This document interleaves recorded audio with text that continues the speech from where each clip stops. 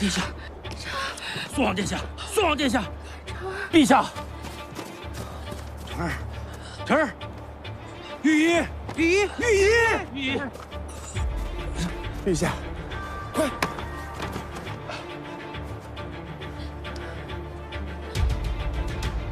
陛下，他说，好像是中毒了。什么毒？闭嘴！给朕按照降门人的毒来治，治不好是让你全家陪葬。是。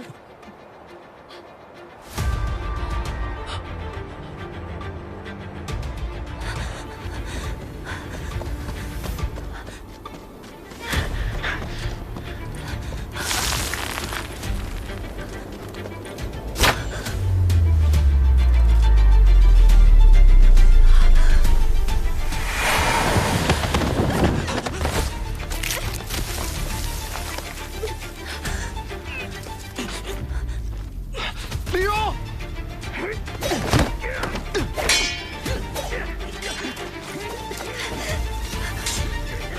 裴文轩，快！是，殿下，抓住我！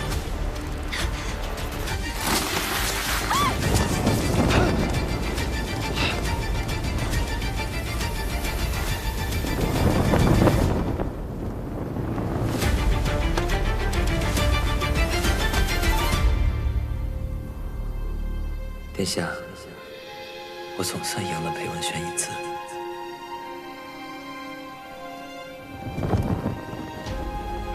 李荣，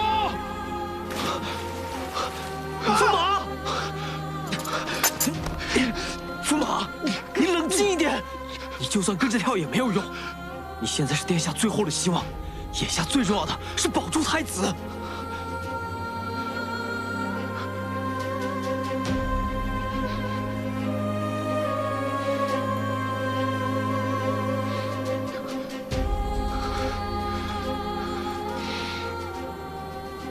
去雅典，务必找到公主。是。其余的人，跟我走。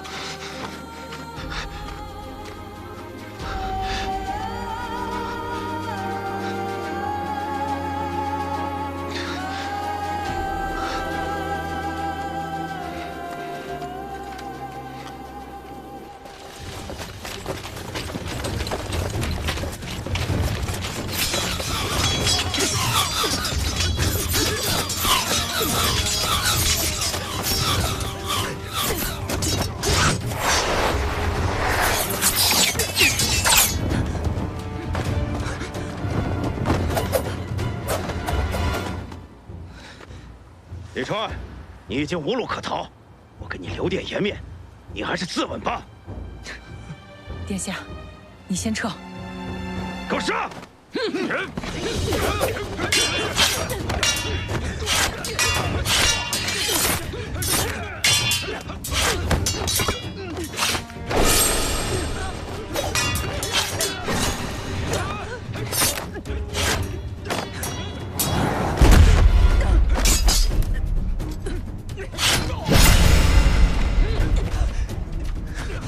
奉命！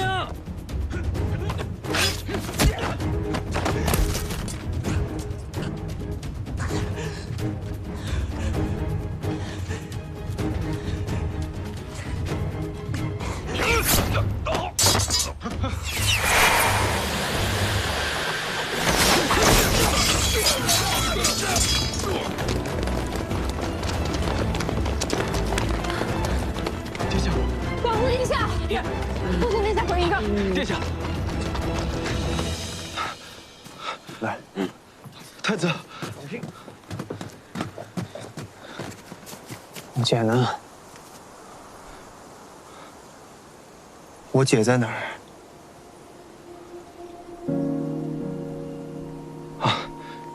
等殿下伤好了，我带你姐过来见你。先带殿下下去休息。你不会骗我对吧？不会，御医。先休息，殿下。裴大人，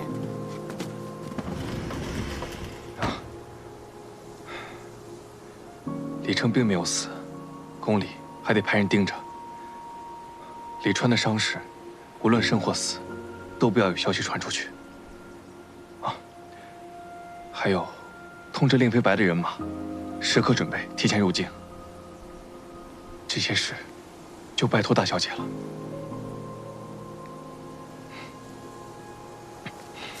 裴大人，你一定要把殿下带回来。好。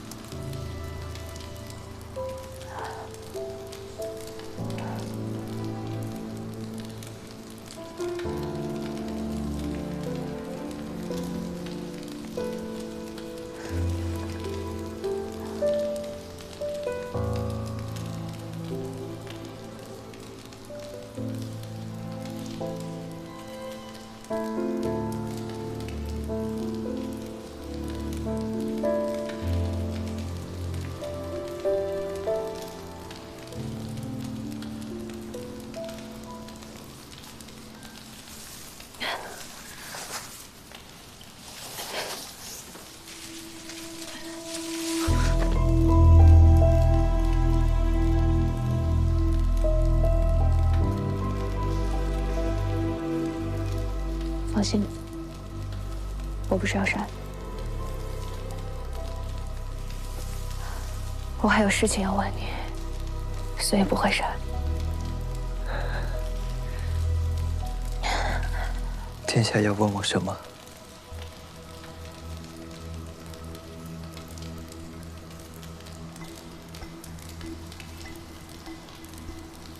那时，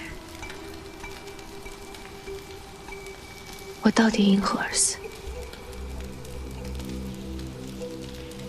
殿下这个问题问过了，是微臣你。撒谎！今日裴文轩给谢春和下了香美人之毒，可谢春和中毒之后，并没有立刻毒发，可见是有什么东西在延缓毒性。我赶过去的时候，闻到谢春和身上有一股异香，那个味道和我最后在裴文轩身上闻到的一模一样。一开始我以为那便是香美人，可后来小厮将香囊中的材料添进茶水中，给谢春和饮下，谢春和的毒立马便缓解了。所以我有理由怀疑，当年你给裴文轩的并不是毒药，而是缓解香美人毒发的解药，对吧？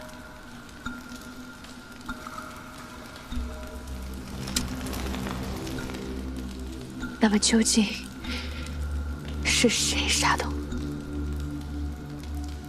殿下，这不重要。不重要。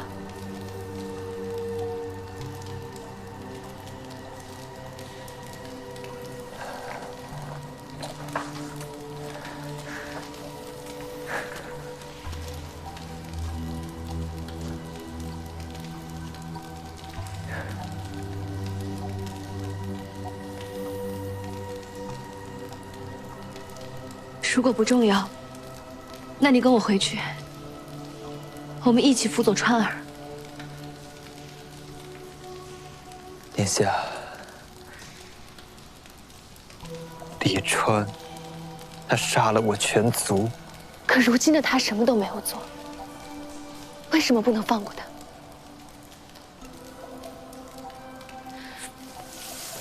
他？我们可以重新选择。有一些事情，我们完全可以避免，为什么不能放过他？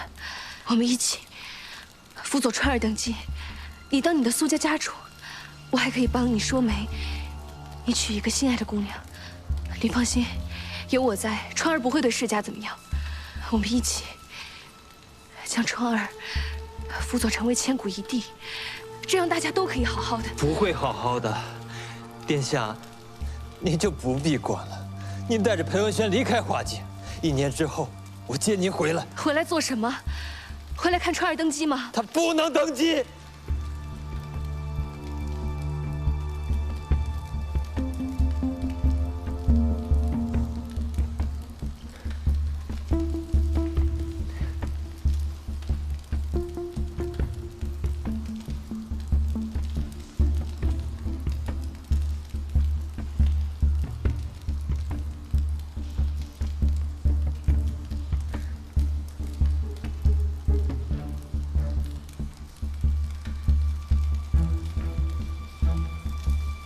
你不说，我也知道。我当年肯定是死于香美人之毒，不然你也不会用香美人的解药。而知道香美人配方的不过3人，你、裴文轩，还有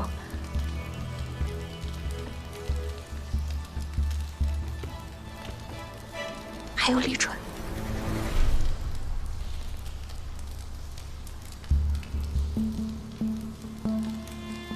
如果不是你，不是裴文轩，那还能是谁？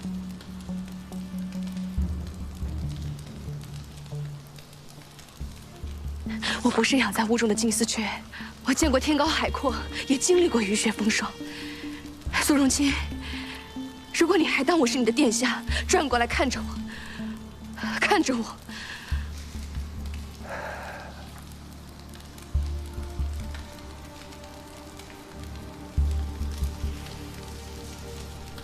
告诉我，是谁杀了我？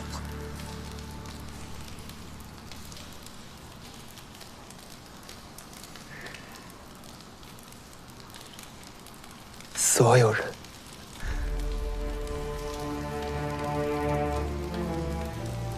是我，是李川，是上官雅，是我们所有人一起杀了你。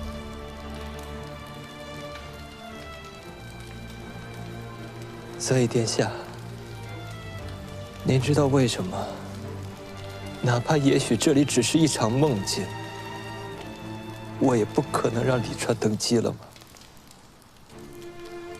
您知道为什么？我入了您的梦，我好好的，我还是个正常男人，我却要眼睁睁地看着你另嫁他人了吗？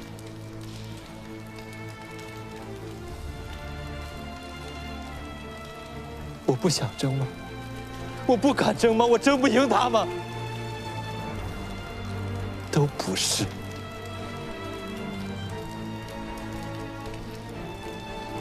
只是因为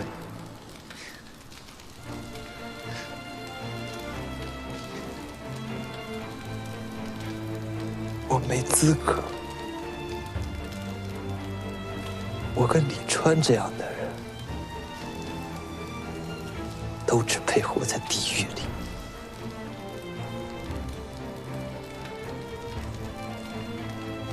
我该死，李川也不该活。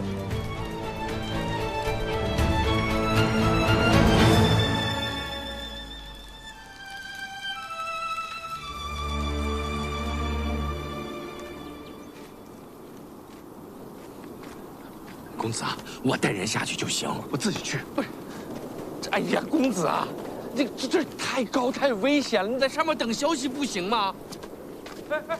哎呀，公子，你怎么这么固执？这要是万一出点什么意外，你让我够了！你眼里只有我这个公子，还有没有殿下？他眼睁睁在我面前掉下去，但我什么都做不了。我只要快一点，快一点就能像苏荣清一样抓住他。我真是天底下最没用的驸马。公子，这不能全怪你。我一定要找到殿下，我一定要找到殿下。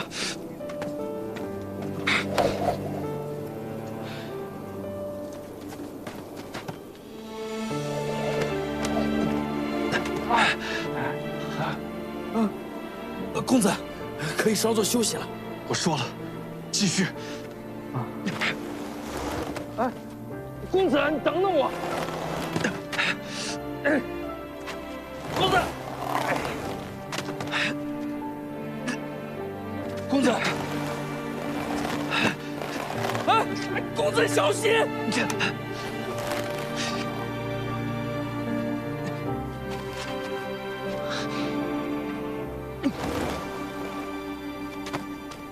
理由呢？川儿为什么杀我？我辅佐了他一生，我是他的姐姐，是父母离开之后有着血缘关系最亲的人。他就算担心我绝世太过，也不应该如此痛下杀手。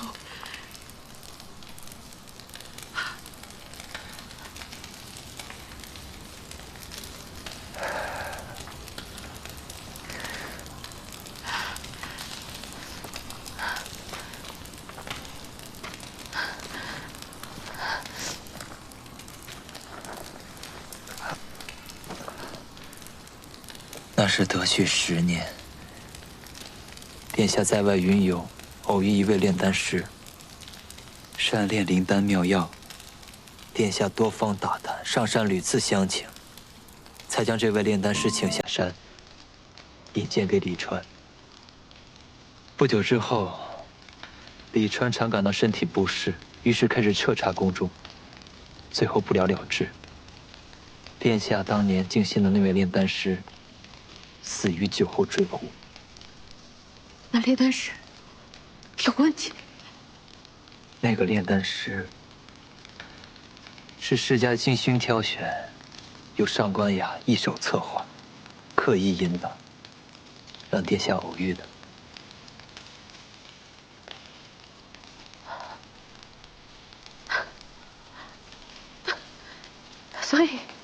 所以这让川儿觉得我要杀他。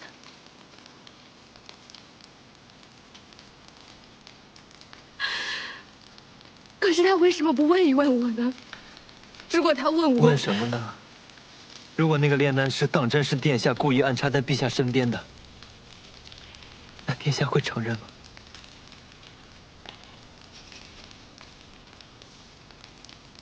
那既然当时就查出来了，为何不当时把我查办？他如何查办您啊？您是代表世家的长公主，是手握重权的监国长公主。他如果要大张旗鼓的动你，又有多少把握？所以，他选择了下毒。后来，年每7日去宫中一次，与他对弈。棋子之上就是萧美人，日积月累，早已入骨亲皮。德绪18年后，您的身体就一直感到不适。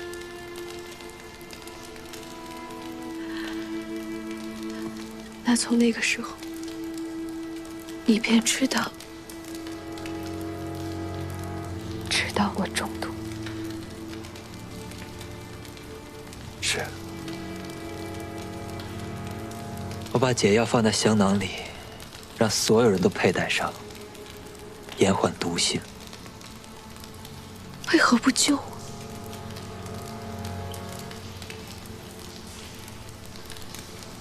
为何不救我？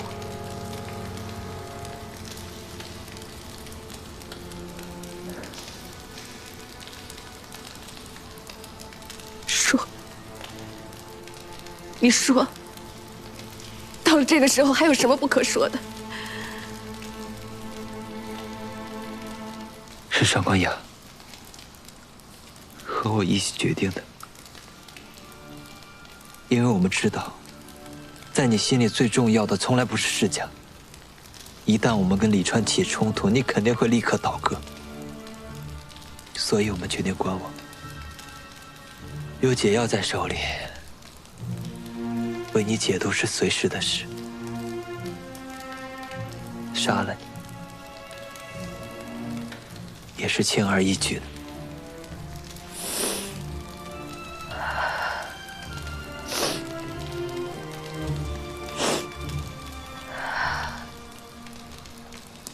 那后来，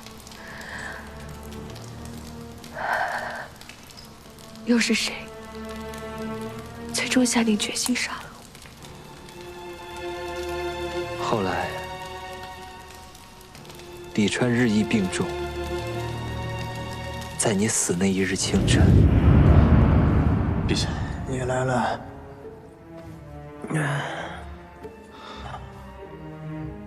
陛下，可有话要聊？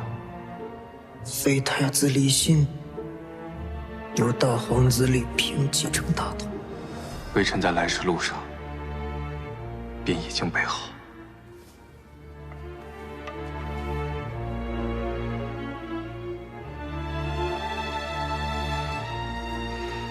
夏朝自立国以来，权柄便掌握在世家手中。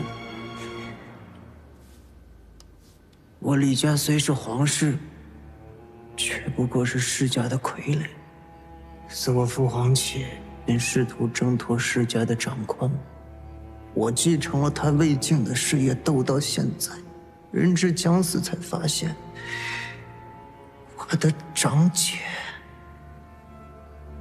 长公主李荣才是最大的世家。殊不知朕死后，若长公主谋反，你这个貌合神离的驸马，代表天下寒门之士的陪相，该当如何呀？陛下，长公主是你的姐姐，她永远都不会这么做。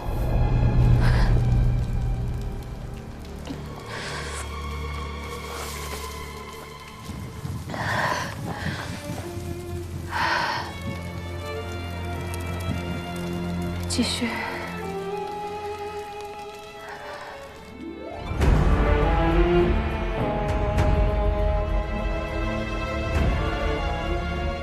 凤梅，陛下，毒杀长公主。是。宫内情况如何了？已经不行了。现在是除掉李荣的最好时机。你可以趁机拿到长公主府的掌控权，否则若等裴文轩反应过来，你我都得死。没有别的办法了吗？那你告诉我，如何选？殿下一心扶持裴文轩，裴文轩与麒麟一文一武扶持韩族，与您形成对抗之势。那么殿下想一想，如果李川死了，那这个平衡还在吗？为什么不在？裴文轩是韩族之首。可若你要杀他呢？殿下，20年裴文轩对您是怎样的心意？在他跟李川说您是李川的姐姐，绝对不会谋反的时候，还不清楚吗？他与您政见相左这么多年，直到最后，都不曾想过您会背叛。裴文轩不会杀你，可你身后有我，有上官雅，你若想杀他，太容易了。一个棋子对着一个棋子，在李川心中，制衡您的从来不是裴文轩，而是他自己。如果他死了，您还活着，那这一局就失衡了。留下裴文轩和麒麟扶持李平，对抗以李信为首的世家。血洗争夺之后，这局棋才能平衡。下一任君主，才不会像他一样，面临登基之时，被任何一方掣肘之举。只要您还活着，只要您下令杀了裴文轩，那寒门再无抵抗之力。您身为长公主，位高权重，新君容不下您，而您也容不下一个会牵制您的新君。所以，殿下，当年有没有那个炼丹师，您和李川都是必死之举，只是早晚而已。所以，你回来就是来报仇的。荣清只是觉得，一切即使重来的话，李川也会重蹈覆辙。他好大喜功，莽撞偏执。过去，我们对李川不好吗？他被李明废了，成为落难太子，是世家集结100家军力送他上的皇位。可后来呢？他刚登基就要北伐，群臣不允，于是他执意行事，导致国库空虚。来年，又逢南方水患，无垠赈灾，以致民不聊生，饿殍千里。他将这一切都怪给世家，他觉得是世家的错，又不顾一切的盲目改制，以致四处起义，战火纷飞。后来，为了提拔寒门，后宫独宠亲妃，前朝打压世家臣子，又造冤案，陷害我苏氏一族。直到最后，为了权力，连你这个姐姐都没放过。殿下，如何改？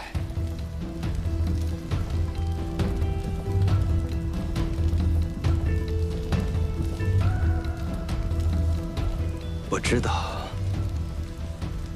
李川并非本性暴戾，他只是无知、无能，又独断专横。从前您劝不住，如今您又如何能劝？既然注定是这样的结局，那我又怎能眼睁睁地看着他登基呢？那一开始你回来，便是要打算废了他。从一开始我就想废了他。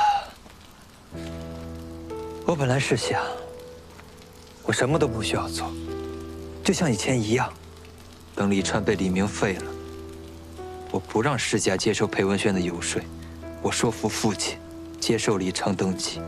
李成如今不过15，萧肃、懦弱无能，柔妃又贪财短视。等李成登基之后，我们便可架空李成，作为傀儡。等他生下子嗣，便杀了他，扶持幼帝。届时我会掌权，到时候再迎殿下回京。那既然你早知道是李川杀的我，而这一次，你又决定废了他，为何不一早告诉我？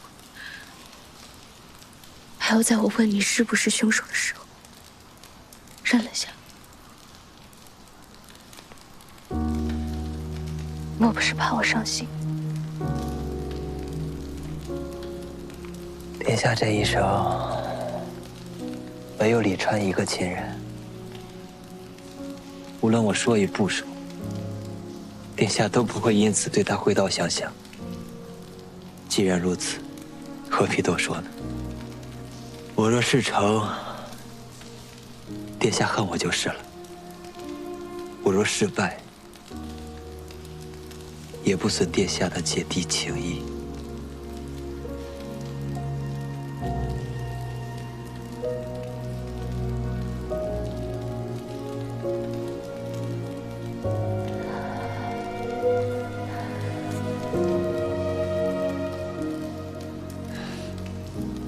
殿下，还有什么事要问的吗？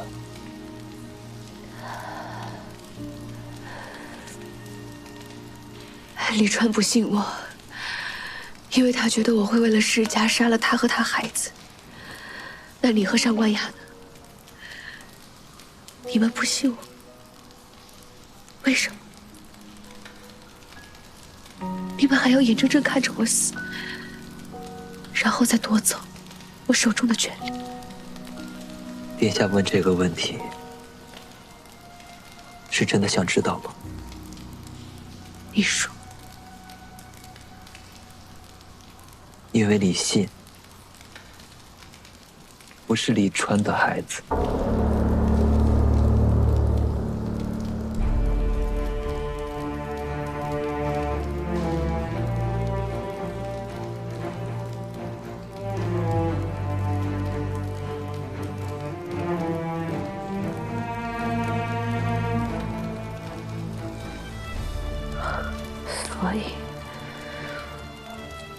所以为什么苏荣华会杀秦真真？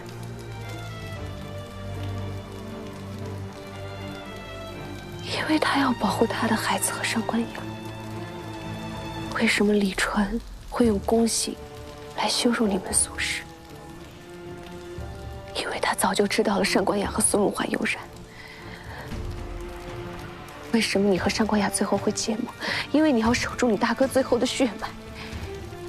我死了，裴文轩死了，以你和上官雅的手段，皇位对于李信来说几乎唾手可得。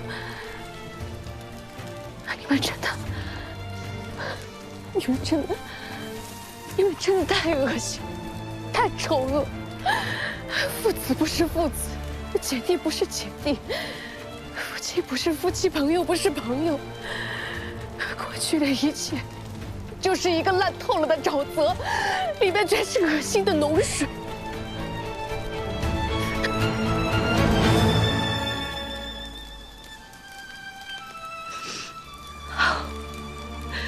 好得很。为君者，无情于六亲；为后者，不忠于人伦；为臣者，犯上叛逆，人命为资，以身为期。苏荣清，还是你们豁得出去，棋高一筹，本宫佩服。既然如此，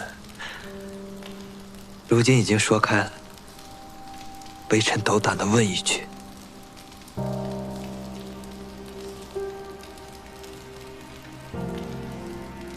你已经为李川葬送了一辈子，还要葬送这一辈子吗？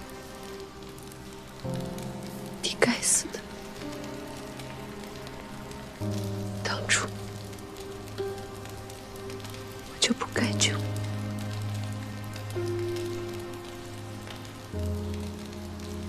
殿下说的是，当初你就不该救我。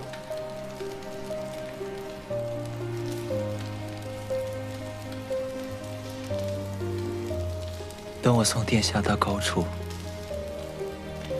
我就将命还给殿下。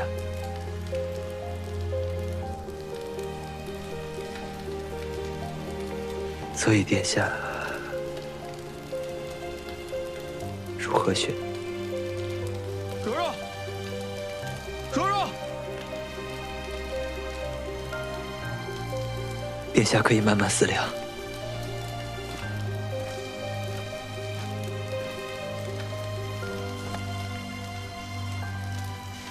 离开还是留下？殿下可以到苏氏香铺，找人通知微臣。微既然你臣们胜券在握，为什么还要给我选择？都走到这一步了，问这个还有什么意义呢？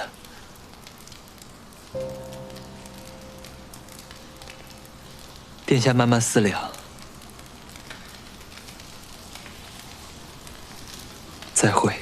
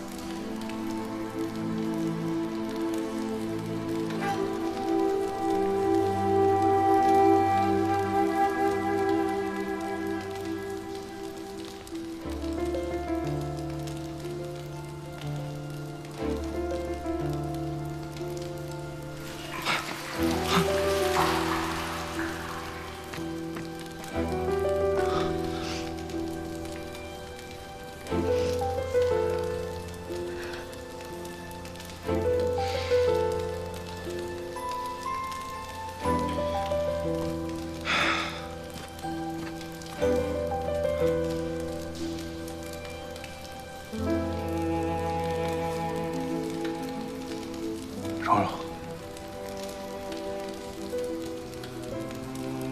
你终于来。马车在山崖外，我背你出去，好不好？你这是什么语气？当我是小孩子？我这不是怕你逞强，跟我倔吗？我又不傻。要使唤你，干嘛折腾自己？行，那你就把这句话记在心里，别再敷衍我了。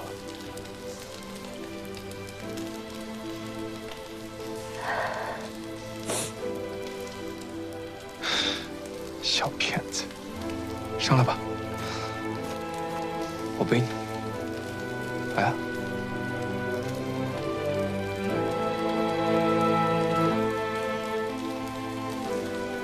小心。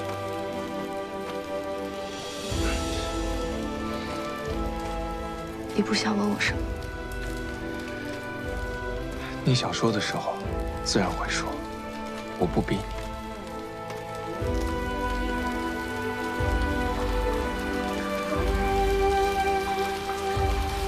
殿下，你可算是回来了，你把大家伙都给急坏了。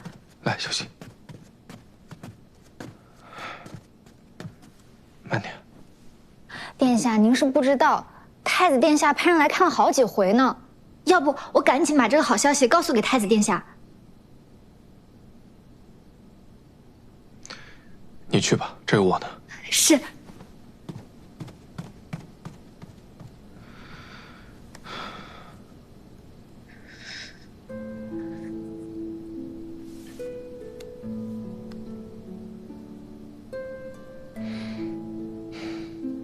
你要想哭就哭出来，我在这儿呢。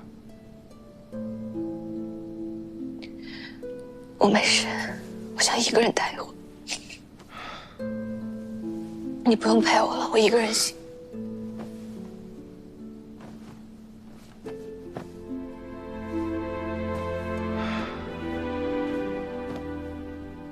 一定是苏永清跟殿下说了什么，得先把苏永清控制起来，不能让他轻举妄动。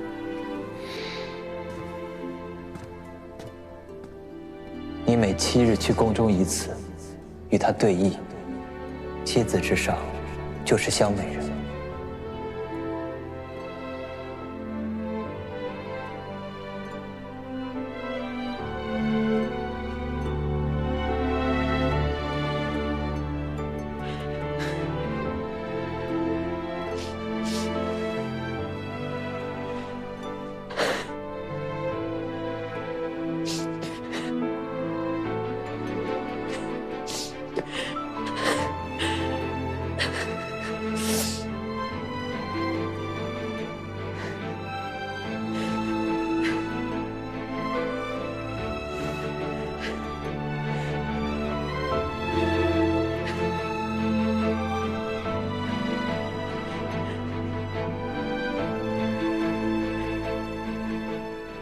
殿下，你这回真的把我吓坏了，怕我死了？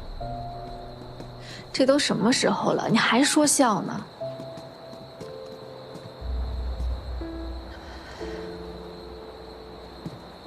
殿下，崔玉郎大人求见。殿下，微臣在肃王府找熟人打听了一下，李成怕是不行了。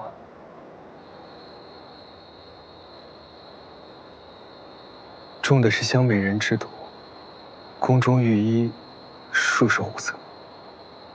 当时的情形，父皇应该也是知情的，只是没想到，父皇也同样信不过李成，下毒的应该是父皇。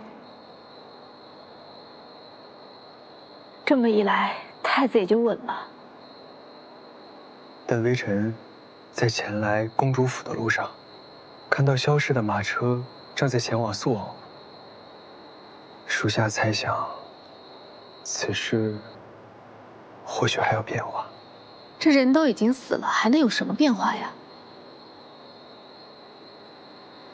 有苏荣清在背后运作，李成死不了。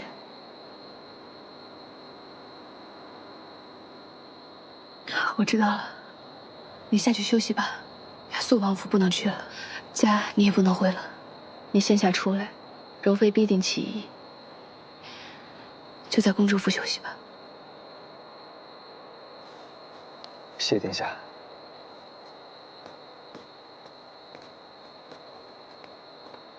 殿下，李成一死，陛下就只剩下太子一个儿子了。无论如何，他都不会废了太子的。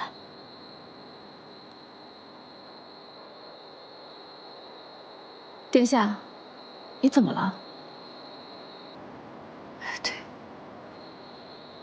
无论如何，太子都会登基，那他也不再需要和上官霞绑在一起。殿下，你在犹豫什么呢？你是不是担心太子会过河拆桥、临阵倒戈？你不担心吗？你觉得太子永远不会出卖上官家吗？可他是你的亲弟弟啊！他是我的亲弟弟，可他也是一个捉摸不透的人，你不觉得吗？你怎么突然这么说呀？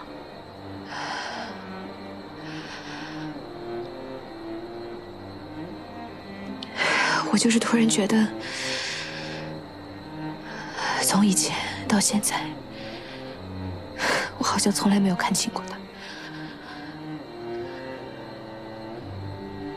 那殿下的意思是想如何？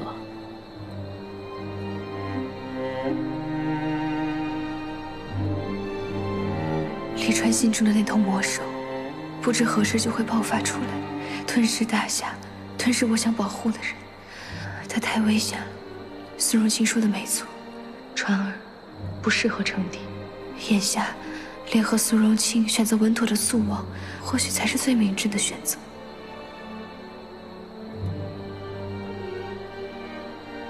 我想问你，如果太子对上官家动手了，你该怎么办？你这样谨慎的性子，不会将异族之荣辱记在太子身上吧？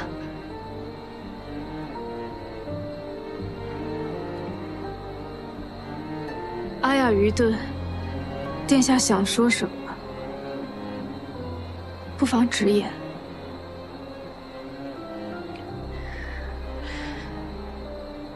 不如我们联手，推一个听话的君主上去，如何？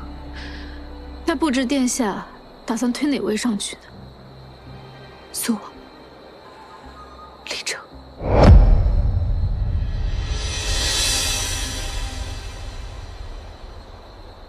这驸马和公主殿下已经和离了，这事儿从何说起呢？哎呀，是啊。王御医，大人，殿下的身体什么情况？殿下只是皮外伤，并无大碍。哦，没什么其他问题吧？还有，就是殿下有喜了。有喜了？对，殿下受到严重颠簸，致使胎儿不稳，还望殿下后续安心养胎，以免有所不测。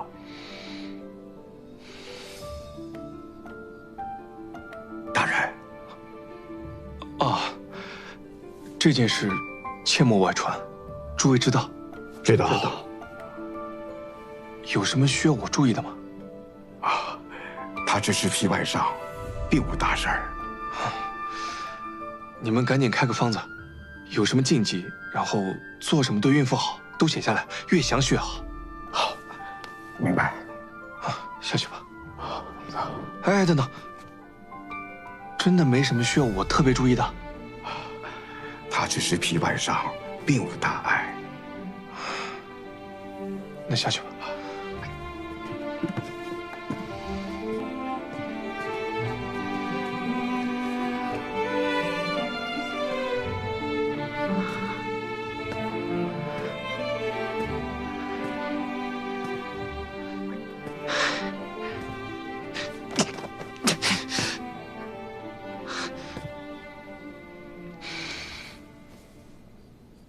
你疯了吧？我的话你好好想想。大家都是逐利而来，不必惺惺作态。丽柔，你真是让我觉得恶心。我恶心？难道你就不恶心吗？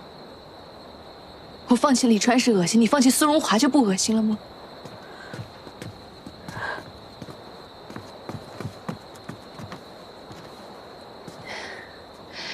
你辅佐李川，是为了权力；你靠近我，也是为了权力，都是为了权力。你跟我在这装什么清白？上官小姐，殿下今日身体不适，你改日再来访吧。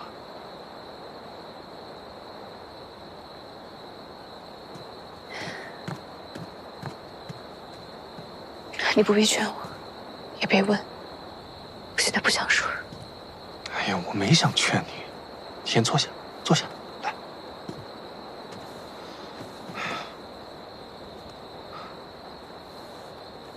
吃点东西吧。我不想吃。我特地叫人熬了红枣莲子粥，你昨夜一夜没吃，还是吃点吧。等一下，静兰，你在这儿照顾殿下，我去厨房看看粥。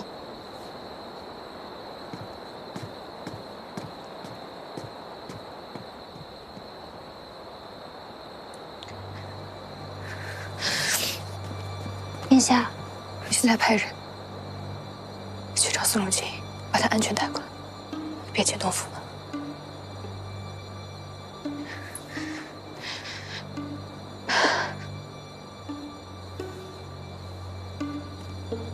这次回来，虽说很多事情都与此前有了很大的不同，但是该遇见的人还是遇见了，该爱上的人还是爱上了。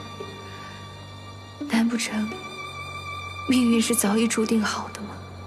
任由我再如何努力，都无法改变吗？如果上一次的事再来一次，我该怎么办？不行，我不能把所有的赌注都下在川儿身上。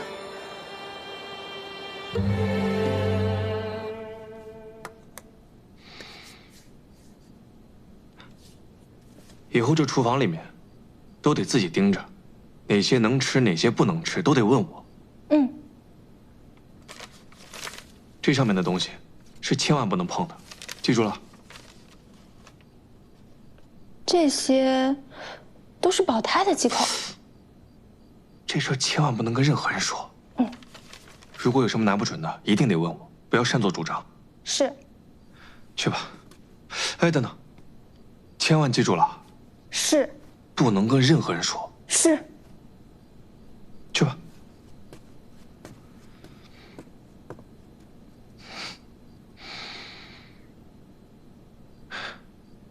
还有什么不能吃的？让我想想。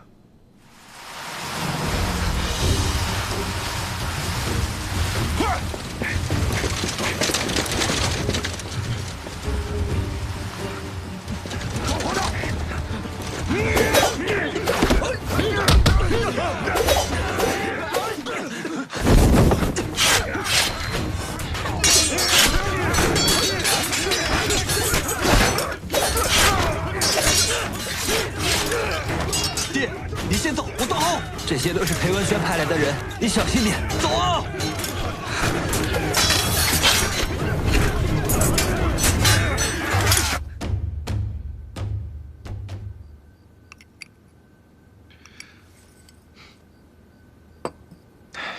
蓉蓉，把这药也喝了。来，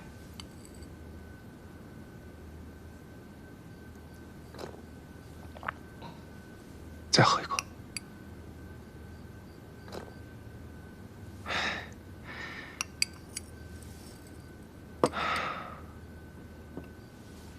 你要不睡一会儿？你呢？我在这儿陪你。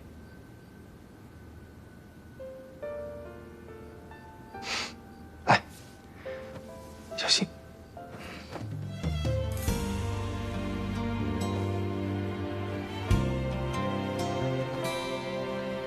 若前世已卷入风云的洪波，今生是否有怀抱收容我？回忆如逆流。你不问我和上官雅吵什么吗？你们女孩子的事儿，我不当问。直到有双手渡我过素尘故梦。裴文轩，等事情都结束了，我们可以去江南休憩一下，生个孩子吧。我想把这天下间最美好的东西都给你，给他，他会是这个天下间最幸福的人，而他的母亲也会是这天下间最强大的人。就算我一无所有，我也还有你们。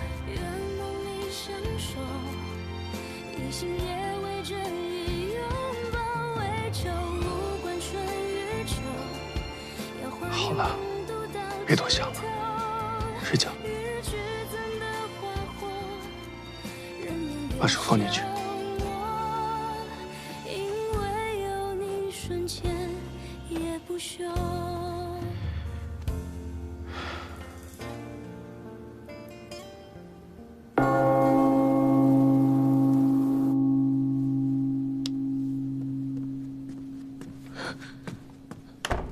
若飞，苏荣清找到了吗？还没有。若飞娘娘，若飞娘娘，是王殿下，他去了。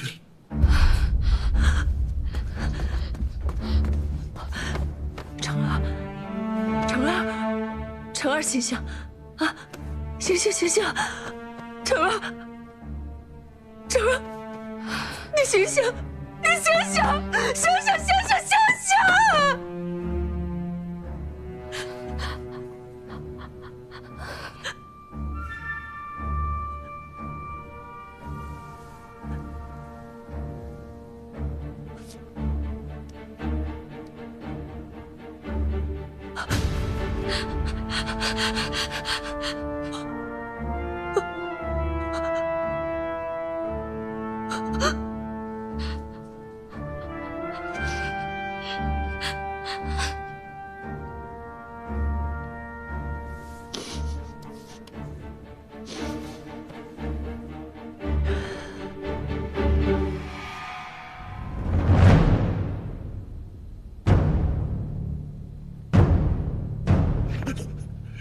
刚才的话，你再说一遍。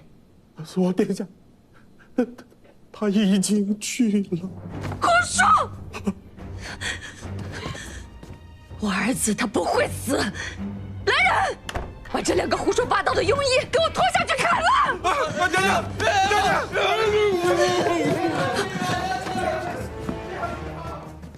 成儿，成儿，成儿死了，我们怎么办？莫非，你别不说话，你想办法。你该替他去死的！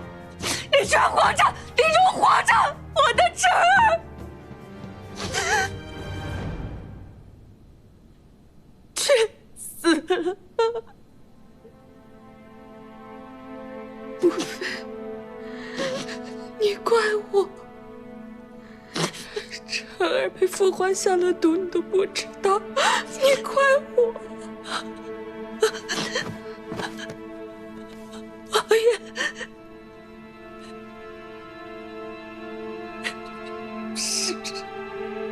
是你父皇。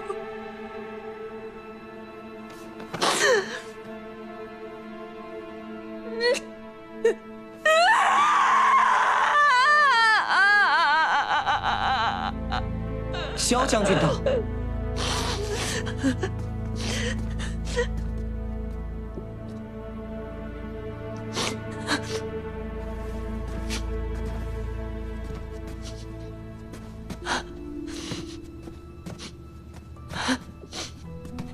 三弟，你终于来了。二姐，我听说成儿性命垂危，我怕出意外，所以特意将这个人带了过来。什么人？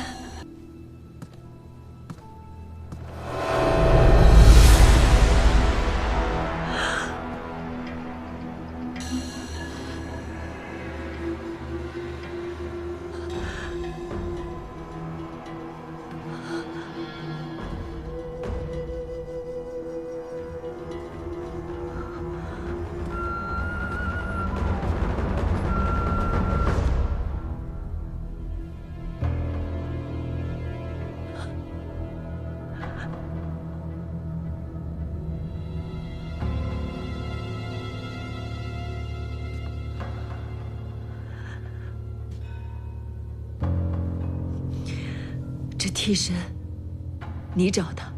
没错，1年前我同苏荣清吃酒，他无意间提醒了我，陛下有2个皇子，而我们靠的是成儿。若成儿有什么3长2短，我们该如何是好？刚好他身边有个奴仆，长得和成儿极为相似，我便将他要了过来，教导他仪态礼仪、说话做事，就连说话的声音、身上的疤痕，我都已经做好了。成儿受伤那日，我来看过，已经帮他伪造好了伤口。二姐，若成儿他……我明白，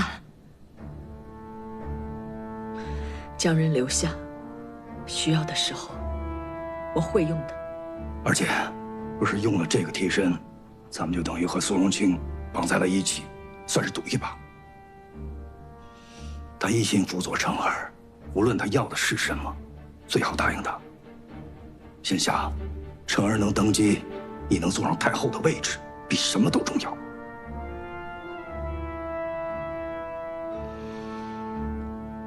我懂。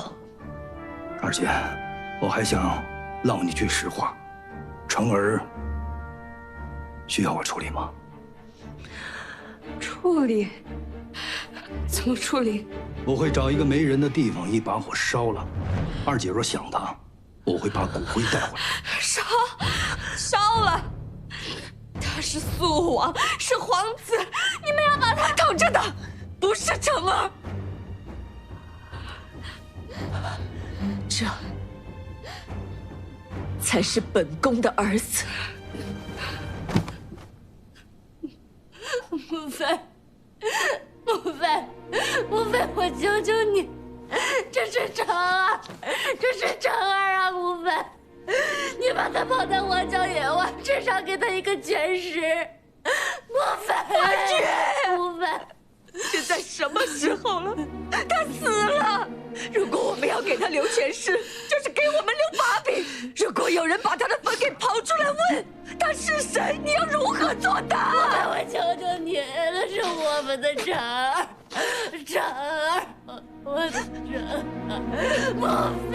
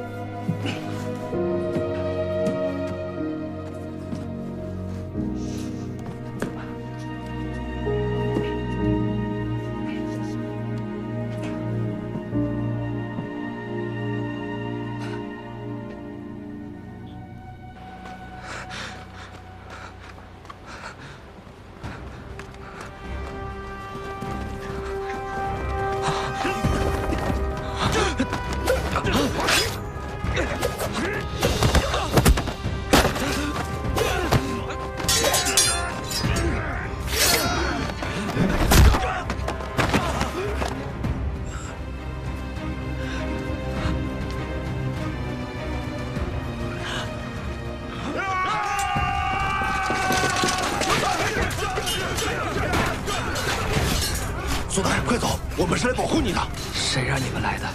平月公主。快走！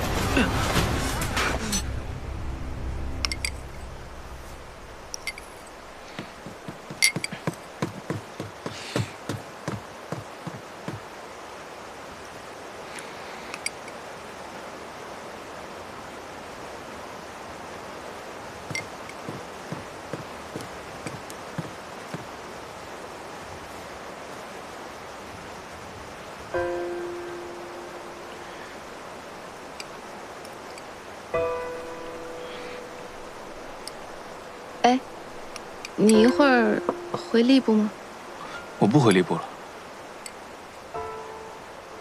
哦。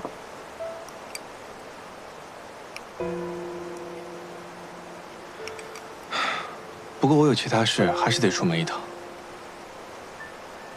你安心待在家里面养伤，脚上的伤还没好，别出去找事。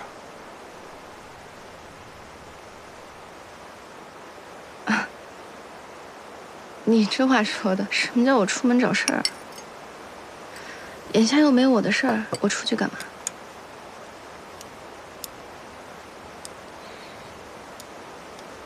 行了，那我先走了，照顾好殿下。是。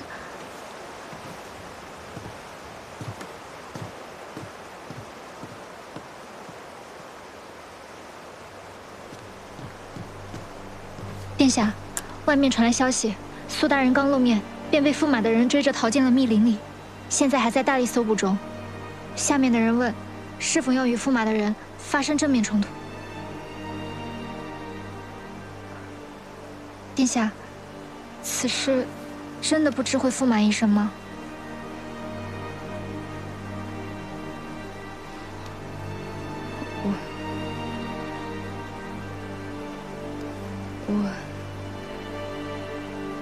我实在不知道怎么跟他开口。备马车，我出去一趟。您腿上还有伤呢，所以让你备马车呀。快去吧。是。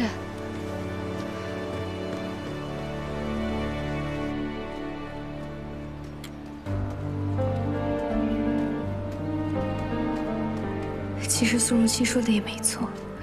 以李川的性子，再来多少次，只要他当了皇帝，我们就必然会有争端。早晚是你死我活，我又何必在这个时候为他拼命呢？上一次，我当了一辈子为他操劳的蠢货。这一次，除了裴文轩，我谁都不能信。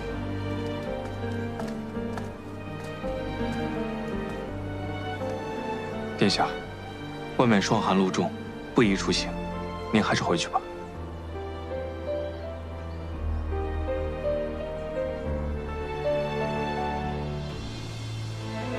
吩咐你的人把他带过来，我要见他。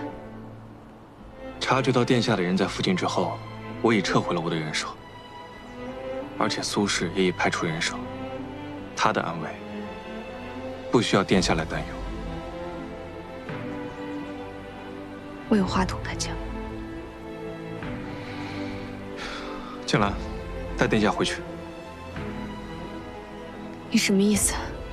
殿下今日见不到苏荣清。太子登基之前，你都见不到苏荣清。太子登基，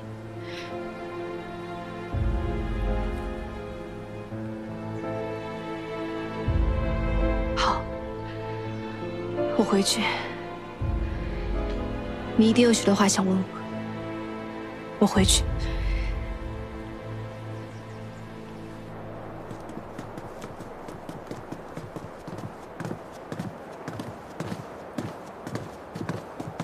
你想怎样？应当是我问，殿下想怎样？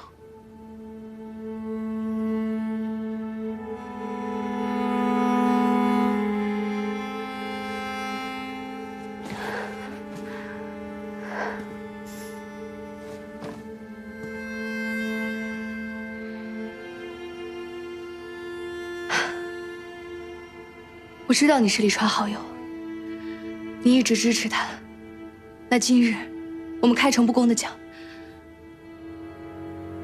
我不打算再帮他了。李川是一个有能力的孩子，他有自己的想法。他若是登基了，怕是会有很多难以想象的事情，所以我不打算再帮他了。殿下，这些话都是苏荣清同你说的吧？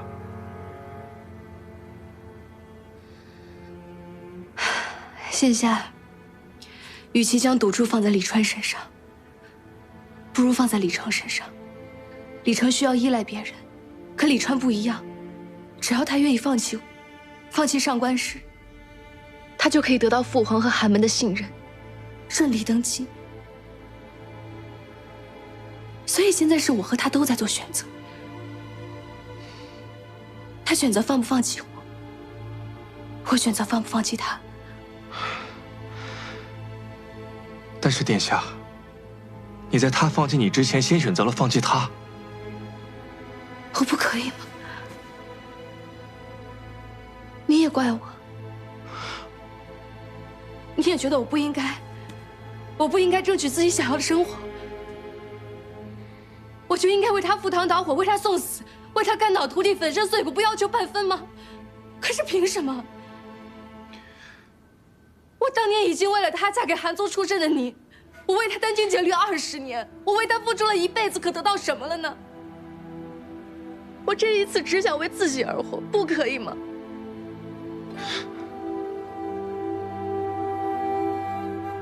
殿下，你是觉得嫁给我是耻辱，还是你觉得为我们付出的一生不值得？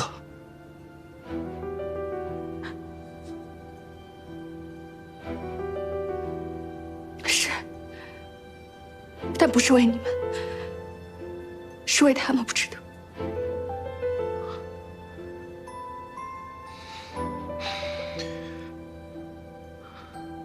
殿下，你到底觉得太子殿下哪里对不起你了？就因为他如今给不了你权势，还是因为他之前杀了苏荣清的一家？他不止杀了苏荣清全家，那他还杀了谁啊？啊？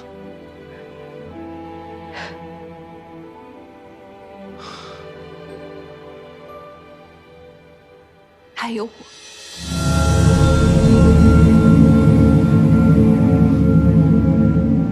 他的亲姐姐，建国长公主李荣。你满意了？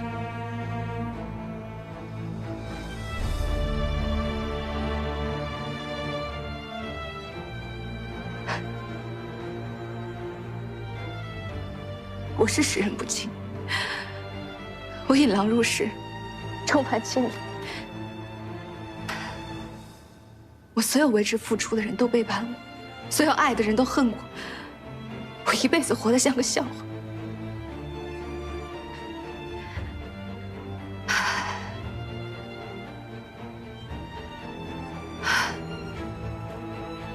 李川怕我对他和继任者不利，在与我对弈的棋子上下毒。上官雅和苏荣华私通生子，怕被我察觉，就和苏荣清串通，不让我发现自己中毒的事实。苏荣清默许这一切发生，就那样眼睁睁地看着我死去。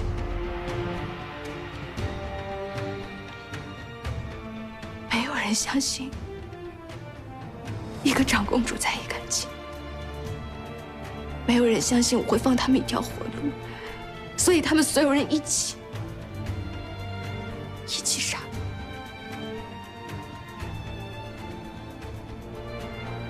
裴文轩，我以为你是唯一一个可以信任我到死的人。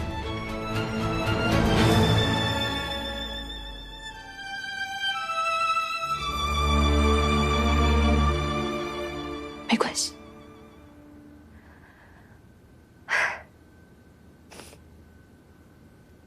你如果觉得李川适合称帝，你就去辅佐他吧，但你不必再同我讲了。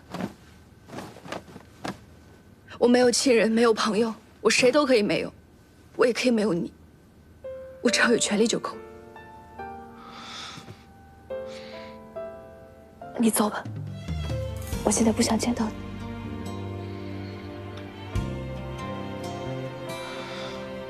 若前世已卷入风云的洪波，今生是否有怀抱收容我？微尘知道了。知道什么？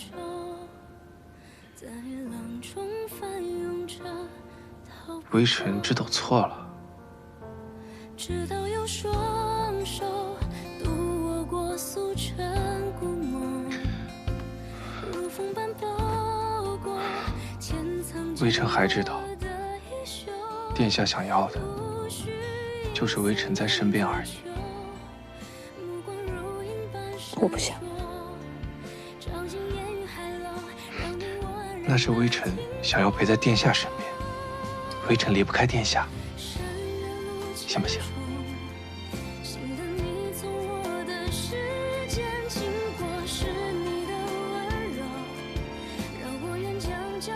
你不必伏地作响，你该做什么就去做什么吧。可是我自己时代与你无关。怎么会与我无关呢？是我做错了，让夫人受委屈了。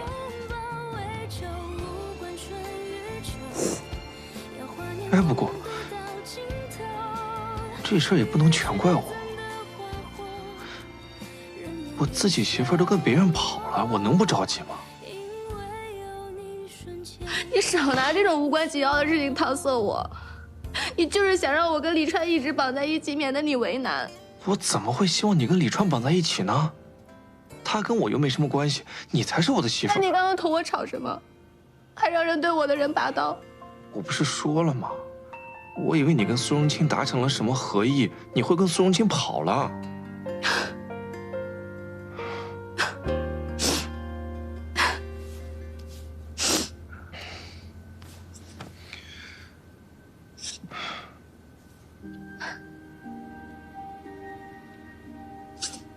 其实，我在闻到谢春和身上香囊味道的时候，我就已经知道，苏荣清并不是杀你的凶手。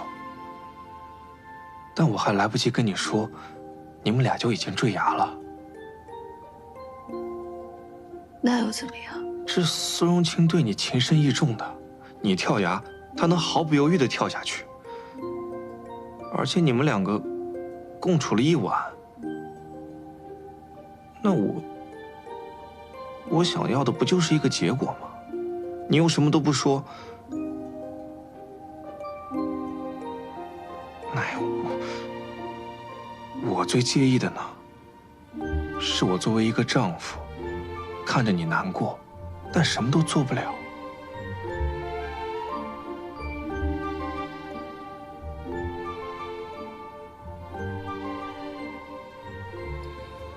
哎呀，算了，对不起，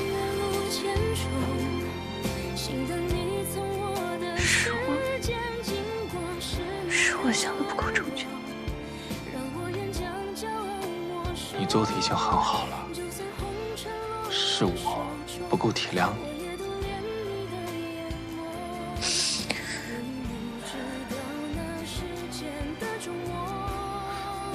哎，那你能不能告诉我，你们在山洞里面到底讲了什么？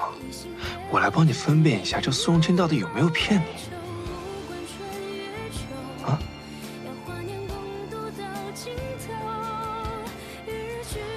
他有没有骗我，我不知道。但是你骗我，我却知道。哎，善意的谎言。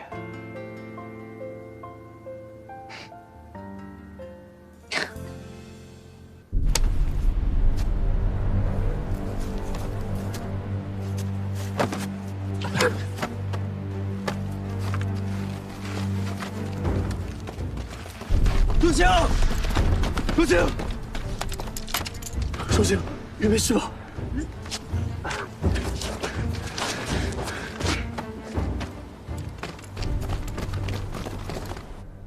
所以，你是觉得他们错了，想要报复吗？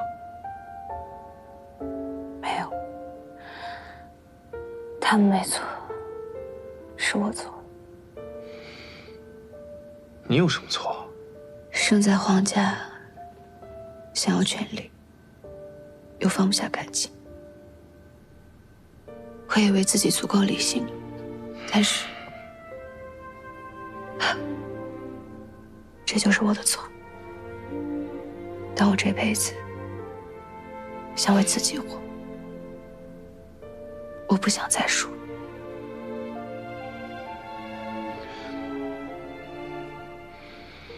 你想说什么？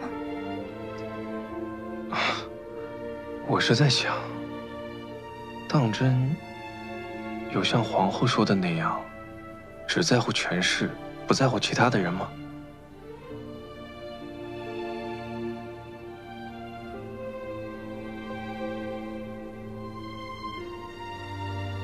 我可以试一试。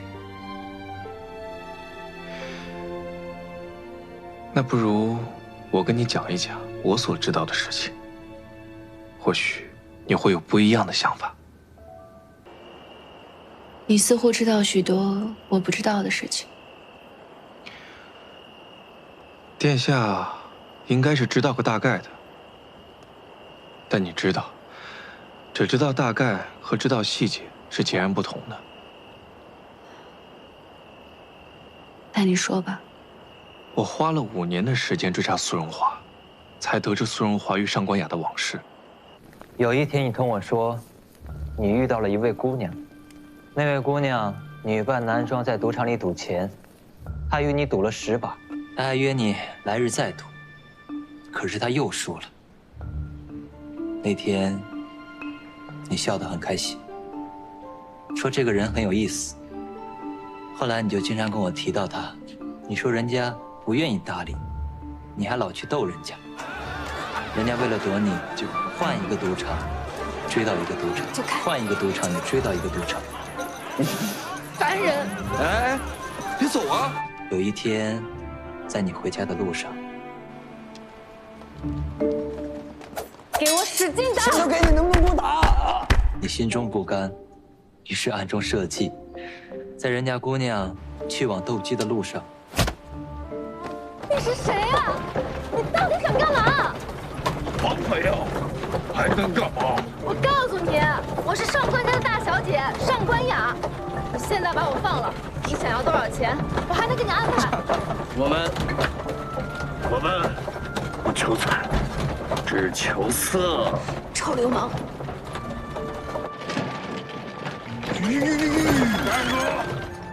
就你们3、5个喽啰，拿下你们还是很容易。苏荣华，是你？是啊。你赶紧给我解开！我打你是我不对，但你不至于这样吧？哎呀，你又死不了，赶紧逃命！这里交给我。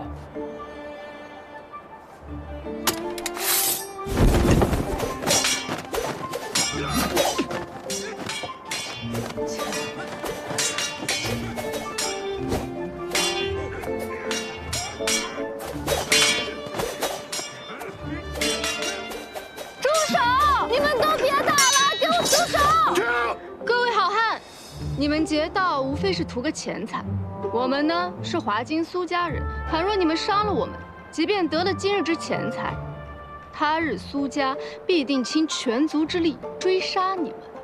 钱你们可以拿走，把我的人还我。有一天，你回家认真的同我说，你喜欢他，你打定主意了，你要娶她为妻。可你深知，苏氏位高权重，以你的身份去提亲，人家姑娘不想答应也得答应。后来你想先去问问人家的意愿。那天，我帮你挑了一套衣服，你也亲自打磨了一根玉簪，带着她去找了她。兄长，你这是？不是。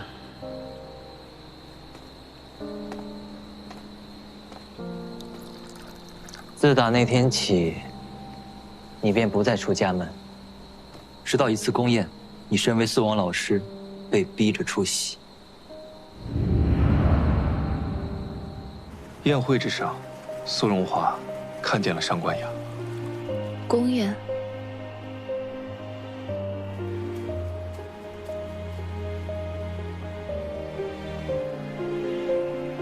你怎能拒了同上官雅的婚事呢？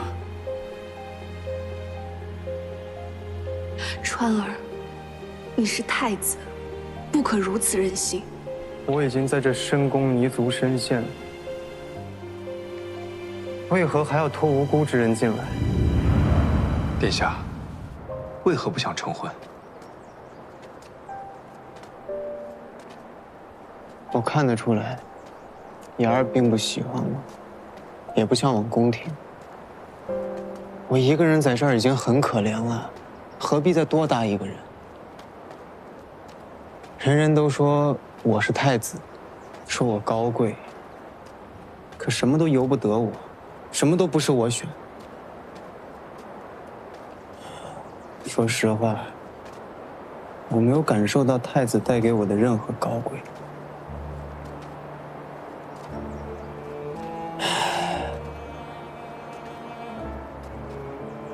此刻，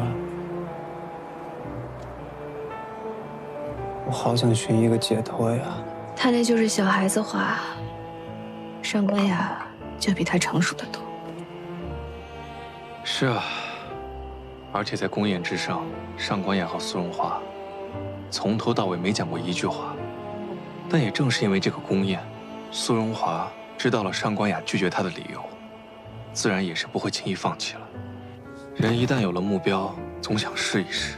爹，我想娶上官雅，你活腻了。世人皆知，上官雅乃内定的太子妃，你要娶未来的太子妃，让苏家如何容你？说苏家不容我，我愿自请逐出苏家，向上官氏求亲。是生是死，由我一人承担。你，兄长，弟弟，不必劝我。无怨无悔。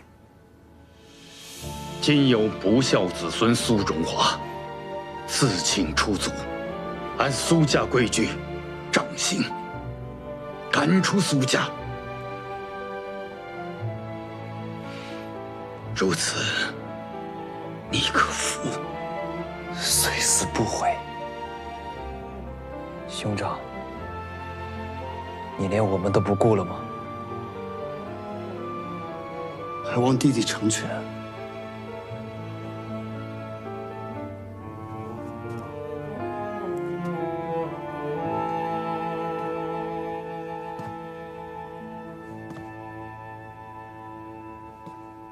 行行。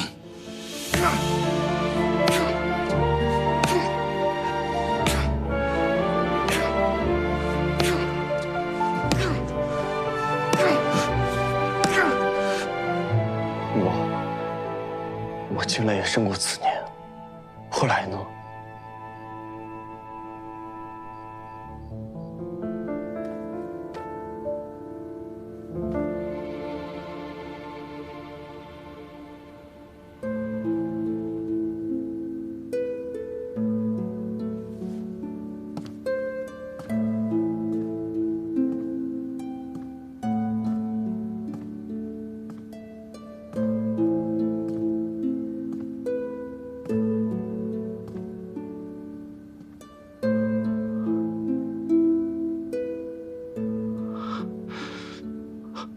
苏荣华，爱情算不得什么，喜欢也算不得什么。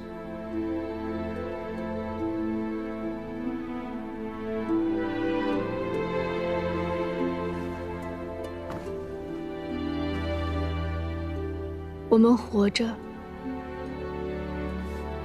就有自己应尽的责任。我会入宫，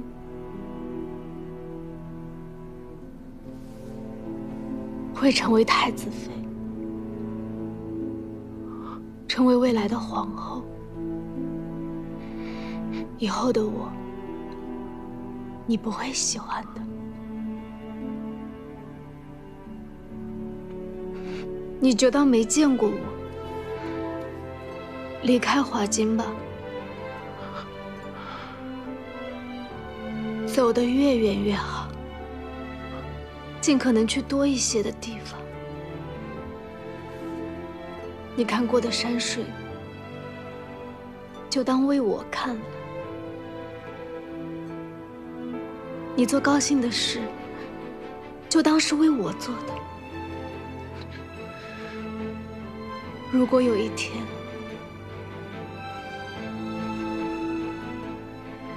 你能遇到一个喜欢的人，和他喜结连理，那就再好不过了。苏荣华，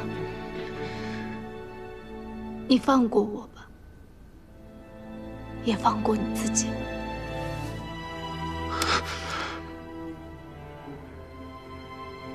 苏荣华，你别逼我了。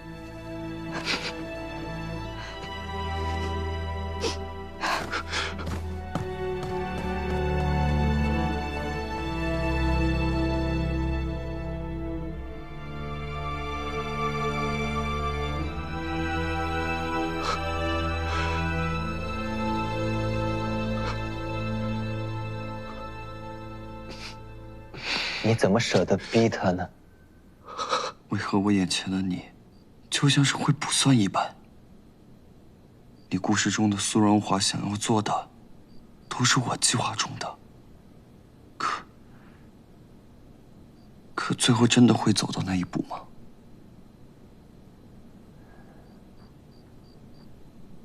所以你回到家中，父亲看你的样子，还是心软。这事儿也就这么算了。你与上官雅的事被两家遮掩下去，上官雅入了宫，好好做她的太子妃，而你，也离开了华清，去了很多地方。后来呢？后来不出你所料，上官氏与李川联姻，成了陛下的死结。陛下想扶持肃王，废太子。废太子之后，裴文轩游说世家，想让世家出兵，帮助李川夺太子之位。世家是犹豫的吧？这么做，就是跟陛下对着干。其实要不要出兵，世家还在犹豫。可最后先站出来的那个人，竟然是你。我们一旦出兵，就没有回头路了，意味着我们选择了太子，如此便将苏家丢入了险境。荣景，赶快想想办法。父亲，儿子以为我苏家可以出兵，理由呢？现在是太子，下一步就是世家。李成一旦登基，绝对不会放过世家。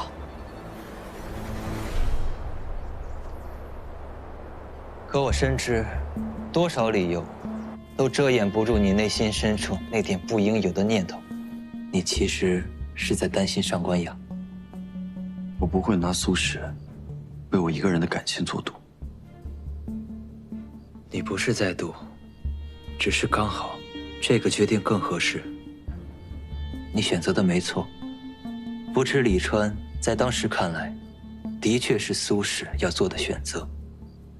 因为李川贤名在外，又为皇室正统，他登基最为名正言顺。参见陛下，万岁万岁万万岁！众卿平身。李川登基之后，上官雅成为皇后。德绪元年，李川刚刚登基，北方便传来战事，满朝主和，唯有裴文轩亲临李川主战。李川和裴文轩为秦林四处疏通，收集钱财，强行开战。你们这些大夏的蛀虫，常年拥地免税，手里还抓着各种特权不放。在朝中你们蝇营狗苟，在边疆你们贪墨军饷。大夏的钱财纳入你们府邸的时候，你们只会暗自窃喜。如今朕要北伐，需要你们一个个的出钱出力的时候，你们只会当缩头乌龟，不肯应战。试问，诸位对得起大夏子民吗？对得起吗？这时候开战，岂非下策？开战之后，他们便意识到自己错了。他们空有理论，毫无实战经验，收集到的钱财根本支撑不住北方的战线，于是又休战。紧接着，就是南方灾患。国库里没有钱，我想了很多办法，和李川南巡赈灾。但到了南方才发现，这世家囤积粮食哄抬物价，赈灾营根本到不了地方。殿下，您是没看过华京之外的大夏，战场之上，尸横遍野，灾荒之处义子相视，也只有这华京载歌载舞的，天堂地狱也不过如此吧。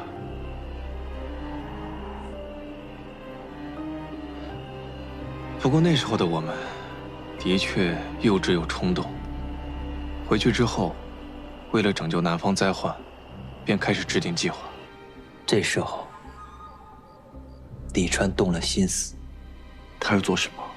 准备改制，以科举为唯一的选官途径，要向世家征税，限制世家田地与奴仆的数量，制定定分制。吏部提拔官员的时候，要按照分数往上提拔。打分制时，世家出身扣10分，寒门出身加10分。他太急了。其实我明白他的政令，我知道他什么意思。可不是他下一个好的政令就能好好执行的。他刚刚登基，便有这样的大动作，许多地方豪族自然是不同意。他在上头下令，下面根本不执行，又或者故意扭曲他的意思，加重百姓的负担。他想杀人立威，后来发现连个2等世家都动不了。德绪3年冬末，他不顾裴文轩的阻拦，让秦岭去杀了一个地方小族的族长，导致那个地方连续3年叛乱不断。原本还看得过去的城池，闹到最后荒无人烟。在那种情形之下，除了改制，还有其他办法吗？废一个世家，可以拯救千万百姓。要是换做殿下您会怎么做？可是你有能力杀世家的人吗？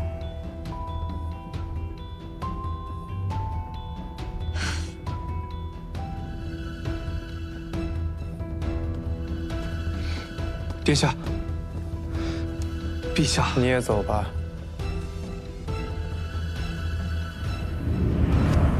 殿下可能不知道，你每次问完，李川都会把自己关在御书房中一晚。我确实不知道。因为你一直把他当成一个小孩子。但是你得知道，一个帝王，要是意识到自己的无能，那种羞耻感，是会把他逼疯的。李川和世家之间的矛盾，永远无法解决，而且只会越来越尖锐。而夹在中间的，就是上官雅。李川跟我说过，他每次见到上官雅穿金戴银的时候，就会想到那些吃不饱的百姓。陛下，但上官雅只当是自己比不过秦真真，她越发打扮，越温柔体贴，陛下，李川就越厌恶她。到后来，2个人甚至不能同房了。陛下。所以上官雅来找我求助。事到如今，我也不奢求什么感情了。可是家里人也一直在给我施压，希望我生一个嫡长子。可他们又哪里知道，我现在连跟他同房的机会都没有了。身为帝王，你不应该独宠秦真真。上官雅毕竟是你的皇后，若让人知道你许久未曾领幸她，那折子会把你淹死的。朕不喜欢他，朕连这点自主选择的权利都没有吗？至少在他未生的嫡子之前，你都没有选择的权利。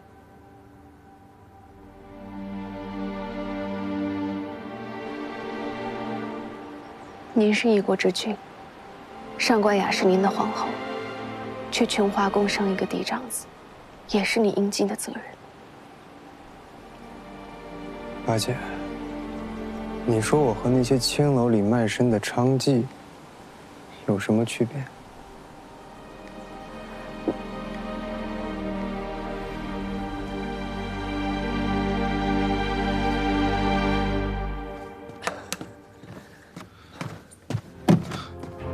陛下，焦云衣，不必。刚从寝宫出来，见了皇后，吃了点助兴的药，无妨。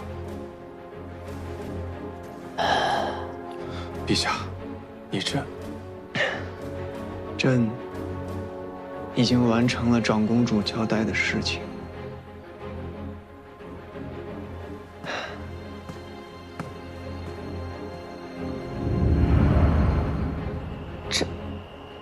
这上官雅知道吗？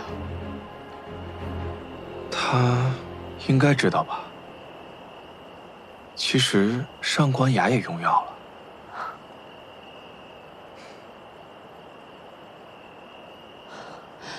上官雅是多骄傲的一个人，却要被困在深宫里，像个牲口一样，只为生一个太子。面对这样的事情，还只能沉默不言。那后来呢？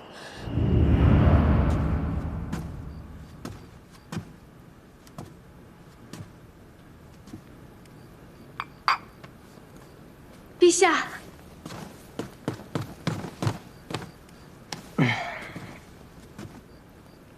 你们都先下去吧。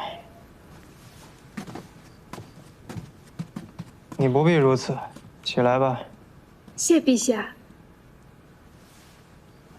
我知道，你每次来见我之前，都喝了药。从今往后，我们都坦诚一些。你好好做你的皇后，你想要的权势我都可以给你。我们两个人都不要再装了。有些事情可以商量着一起解决，别都被困死在这深宫牢笼里。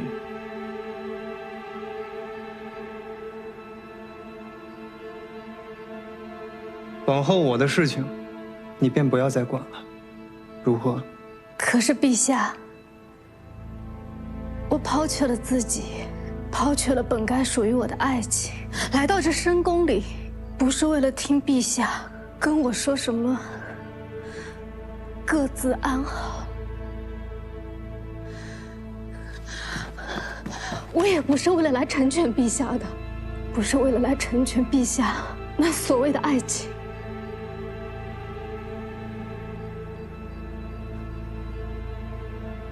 你就不想要出宫的自由吗？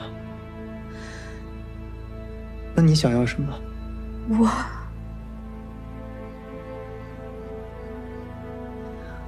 我想要一个孩子。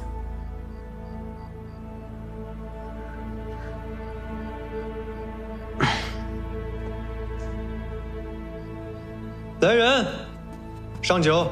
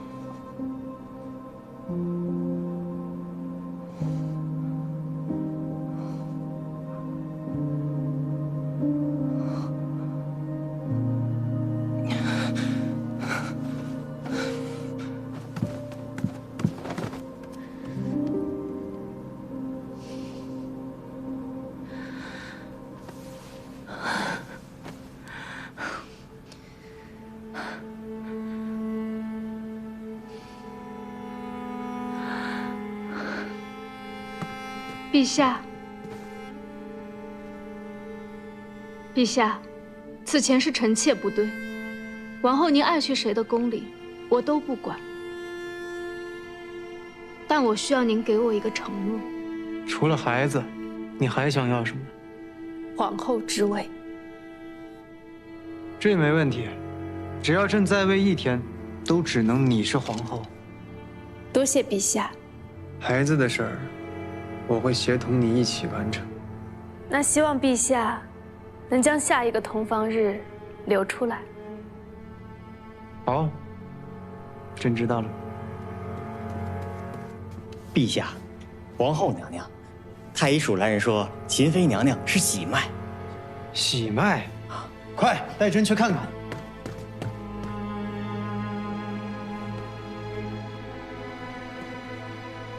陛下，您快去看看秦妃吧。快！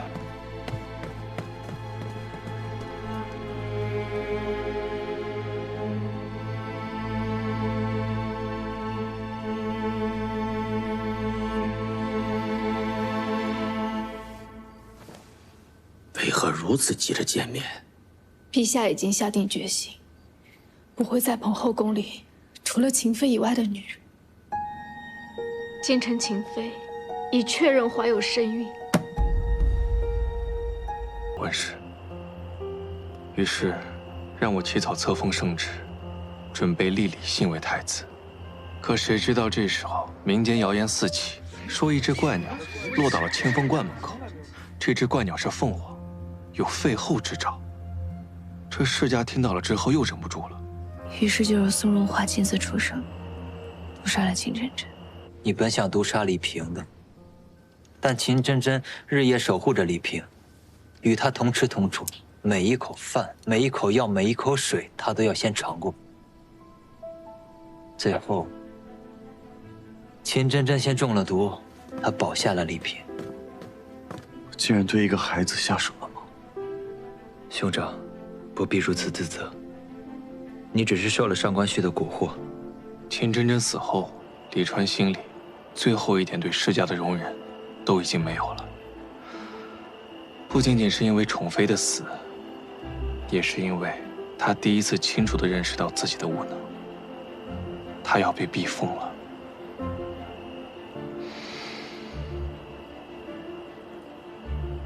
他为秦真真守灵时，国本未立，还请陛下及时议处，册封皇后所出之皇子李信为太子，以正视听。与恶魔纠缠，我又化身成鬼，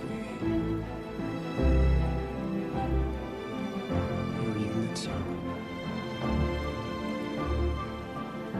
传朕旨意，重言国本，封李信为太子。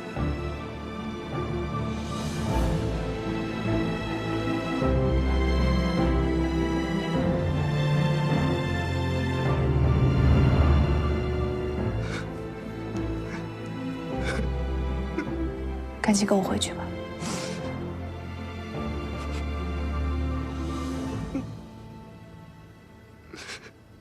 跟我走，给我在等。朝臣们都在等着你，等着你做决定呢。你还有那么多折子，你看看你现在自己在做什么？你当真要为了一个女人，你置大夏朝政于不顾吗？你忘了你自己应当做什么？你忘了你自己是谁吗？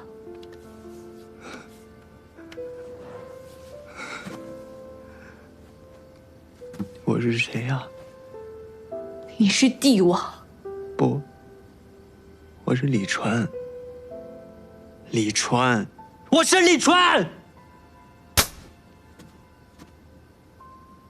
那个时候我以为是川儿变了，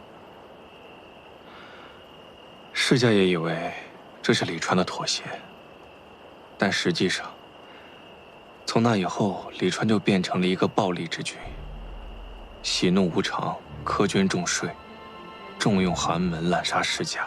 他顾不得什么战乱，什么百姓，什么公正，他只想推翻世家。那些年大夏风雨飘摇，四处烽火，他重用寒门，滥杀世家。寒门选拔出来的人，又多酷吏贪官，上上下下民不聊生。我苏轼费尽心机，上劝新主，下抚百姓，散财无数，赈灾救民，耗兵耗粮，用收税的钱养着亲临的兵，还刻意亲近上官氏，让大家以为他很喜欢李信，但实际上是拿上官氏当成自己的护身符了。所以他那个时候是在利用地方去消耗上官家的兵力，到头来发现，这些都是李川的计谋。他就想通过一次次的叛乱，来打压世家的实力。我一路追查，也查到了秦真真之死的真凶，竟然是他。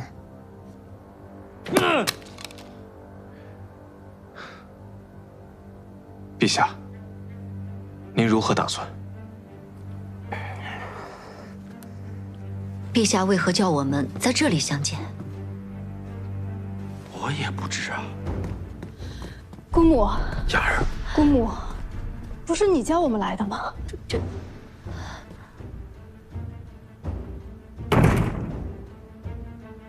不好，快走，快走！啊！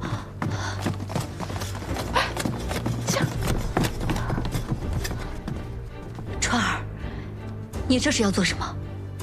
秦真真是怎么死的？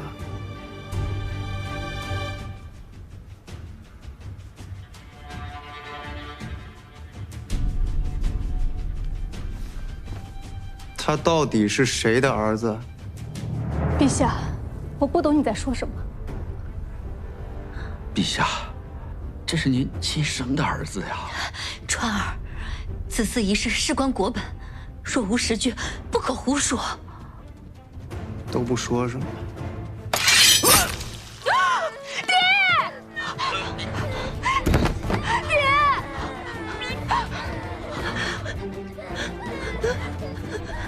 你若要杀了他们，为何不连我这个母亲也一并杀了？说，到底是谁的儿子？他就是你的儿子。陛下如果不相信的话，我弟先认亲的。好，来人！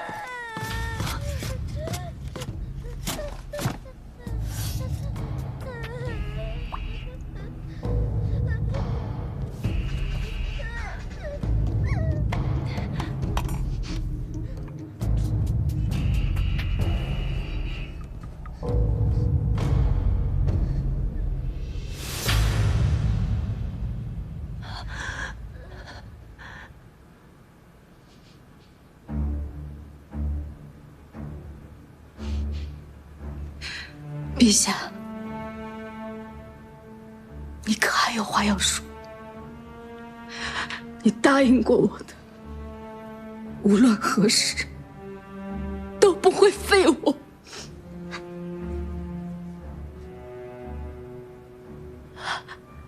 秦真真的死，也有哀家的主意。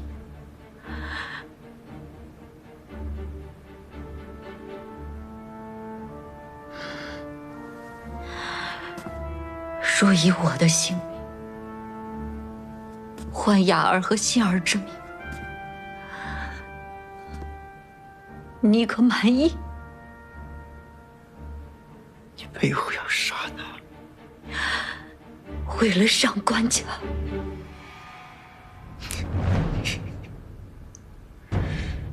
好，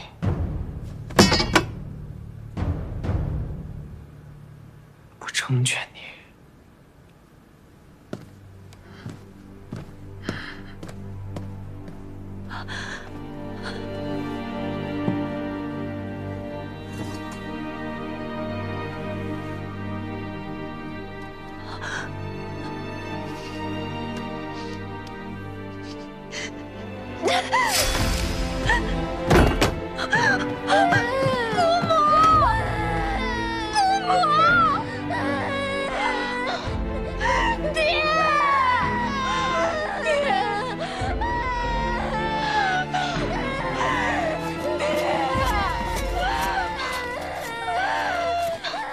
为什么？李川，这是为什么呀？朕欲再度北伐，你们去准备吧。陛下，万万不可啊！陛下，大夏近来连年征战，国库空虚，实在是耗不起了。耗不起？当真没钱了吗？可他们不明白，陛下不是要北伐，陛下是要利用他们手中的兵权，耗死世家。德绪8年，李川为集结兵力，他想诬陷肃王谋反，要求我苏氏出兵镇压。肃王意图谋反，朕思来想去，唯有你们苏家最可信。你们可愿为朕出兵啊？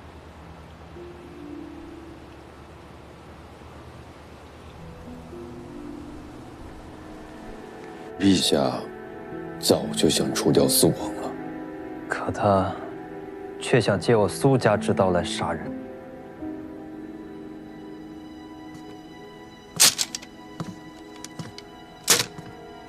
父亲，秦帝，不如牺牲我吧。你深知这些都是借口，你站出来为肃王说话。微臣曾为肃王之师，愿以性命起誓。肃王对陛下绝无二心，以性命担保。好，我成全你。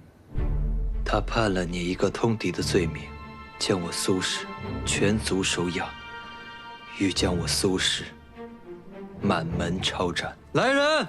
苏家大逆不道，意图谋反，勾结肃王，传朕旨意，苏家满门抄斩。是，陛下冤枉啊！陛下，满门抄斩，明日将会是你们。我那时尚不知你与上官雅私通之事，只觉得冤枉。平越殿下深知我苏氏蒙冤，想解救我们。陛下，苏氏百年名门，当初建国有功，如若举族全灭，岂不寒了天下人的心？臣以长公主的身份请求陛下，放过苏家人吧。罢了，不过死罪可免，活罪难逃。赐苏荣清宫刑。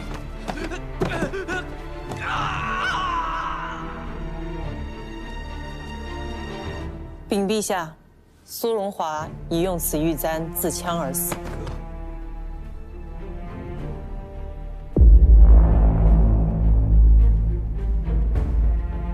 死了，也要宫刑。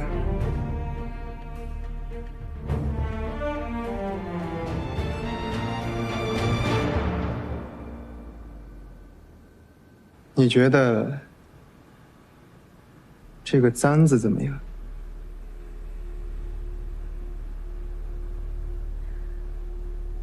挺好，就是瞧着像是人用过的，也不知这是谁的簪子。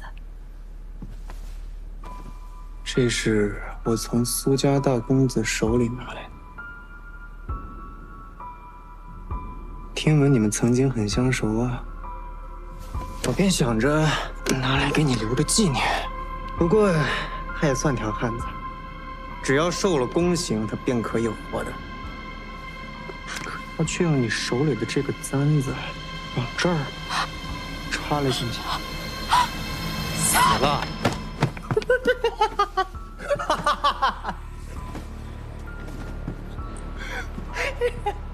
死了！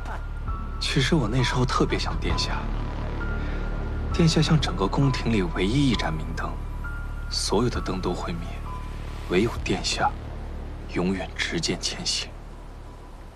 当时连年征战，百姓早已受不了，而世家的忍耐也到了极限。就我所知，当年意图谋反的世家不下20族。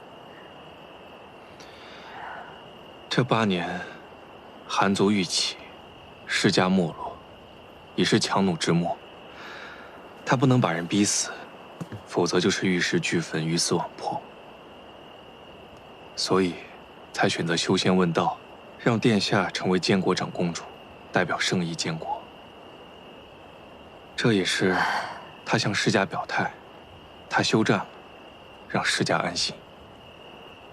为此呢，即便他想动上官雅，也动不了，他不敢动，所以只能另找时机再做决定。我为韩族之首，殿下为世家代表，你我互相制衡，又为同盟。接下来大夏的10年，休养生息，终于再迎盛世。可是10年太长了。这之后的10年，长到让人面目全非，长到让人忘记最初的模样，长到让人看不到前路，也忘记了归途。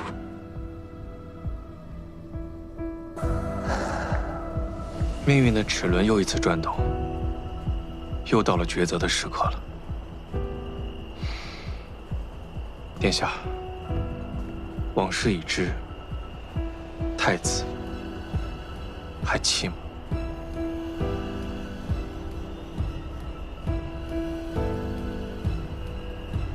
兄长，故事已尽，夺嫡还难吗？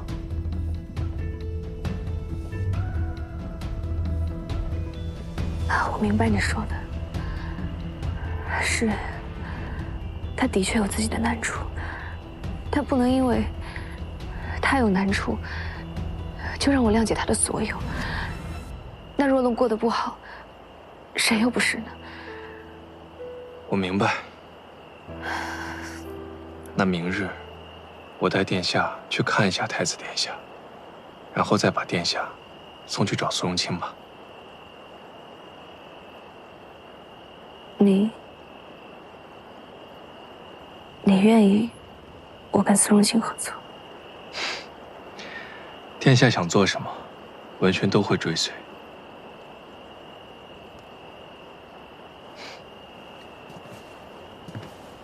只要殿下能够明白自己到底想要什么，不后悔便是。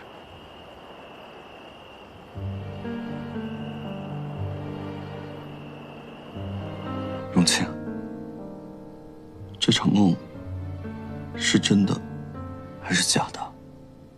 我验过了，是真的。所以，这就是你和柔妃联手的理由？为了阻止太子殿下登基吗？是。因为你杀太子殿下，注定会与平月殿下为敌。你放弃了平月殿下？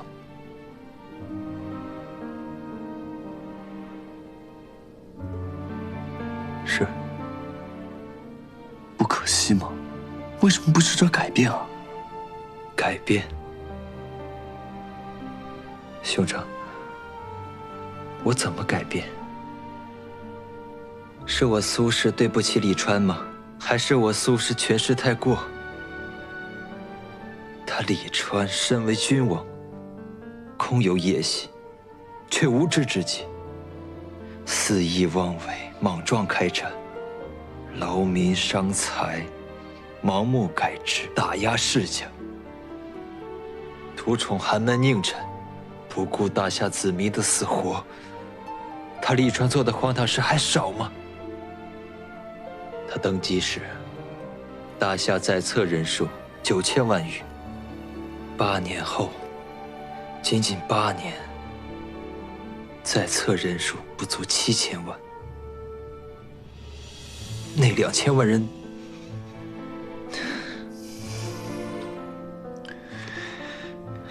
要从哪里开始改啊？他这个人当年就是这个脾气。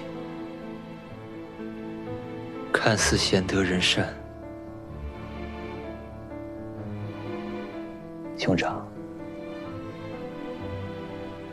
我是爱平月殿下，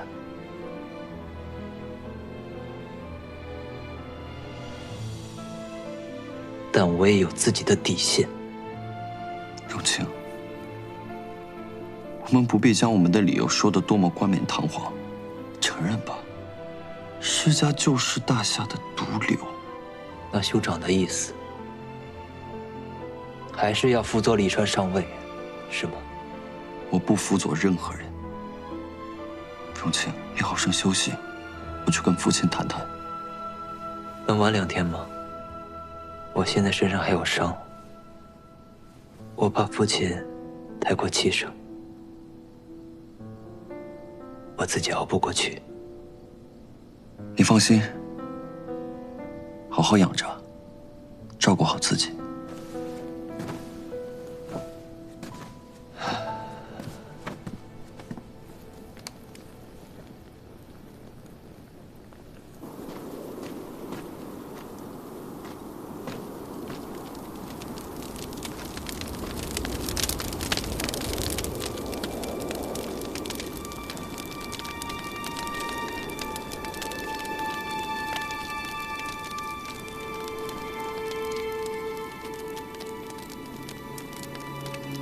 珍珍，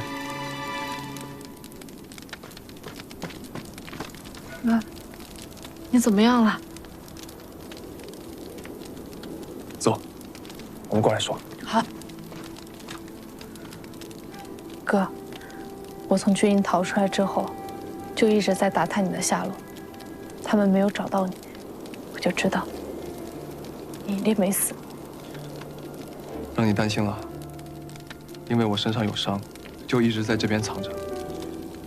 啊，哥，我给你拿了药，用了它之后，你的伤会好得快一些。接下来你有什么打算？我们的根基在西北，必须得重新拿回兵权。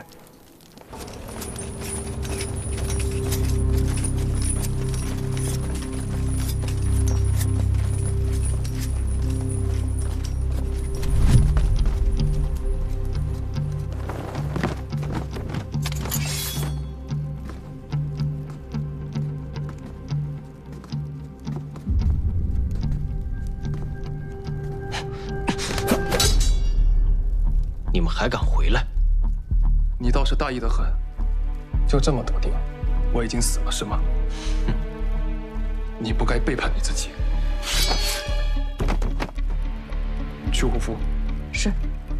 虎符在此，众将士听令，本将斩了叛徒崔清河，愿跟随我者，都站出来；不愿跟随我者，大可自行离去。本将绝不为难。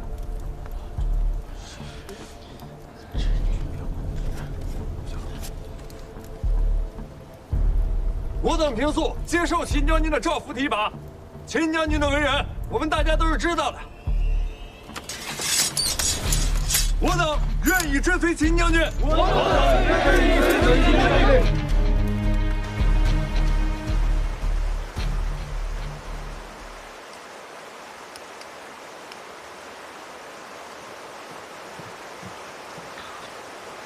殿下，宫里传来消息了，说苏王已经脱离危险，无恙了。若是这样，至多不过今夜，陛下就会有所行动。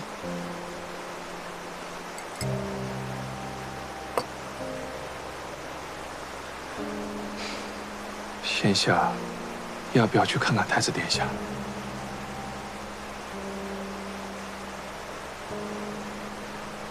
现在若是不去，未来或许就没有机会了。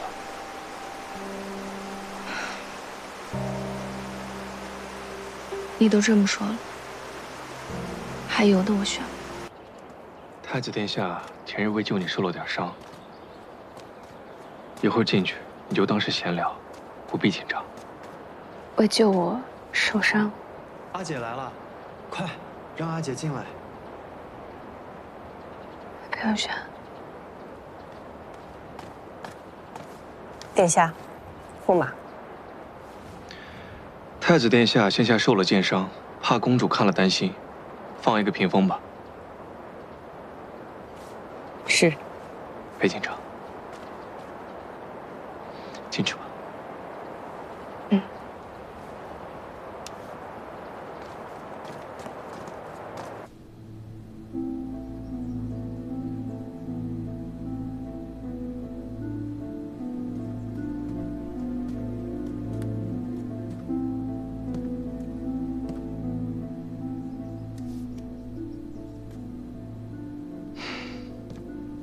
殿下，有些路得你自己一个人走，我在外面等你。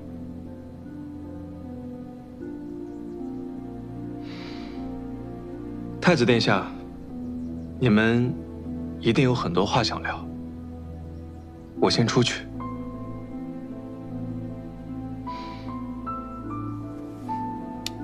莫怕，我在外面。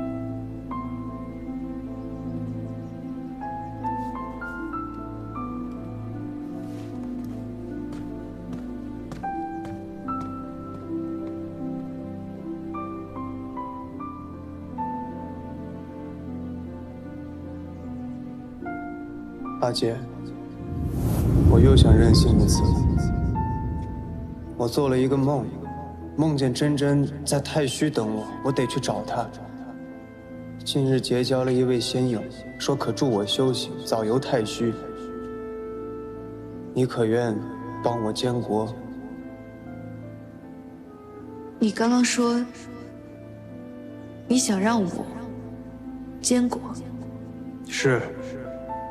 孤欲以国相托。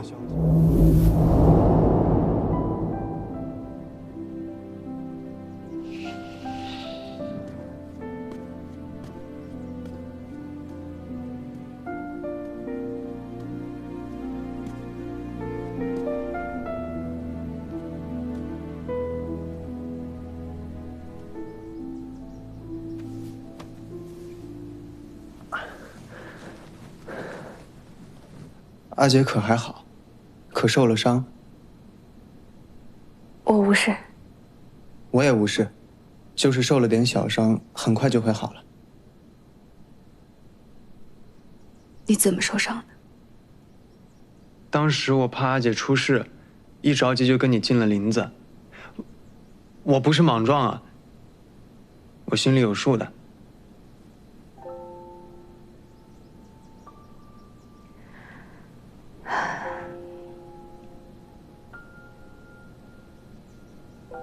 阿姐今日来，可是有什么事？也没什么，就是做了个噩梦，就想过来同你说说话。见到你没事，我就放心了。阿姐做了什么梦？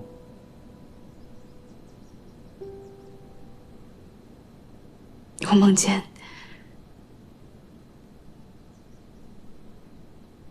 你杀了我。阿姐，怎么可能啊？无论发生什么事情，我都不会伤害你的。要是谁想害你，就得从我李川的尸体上踏过去。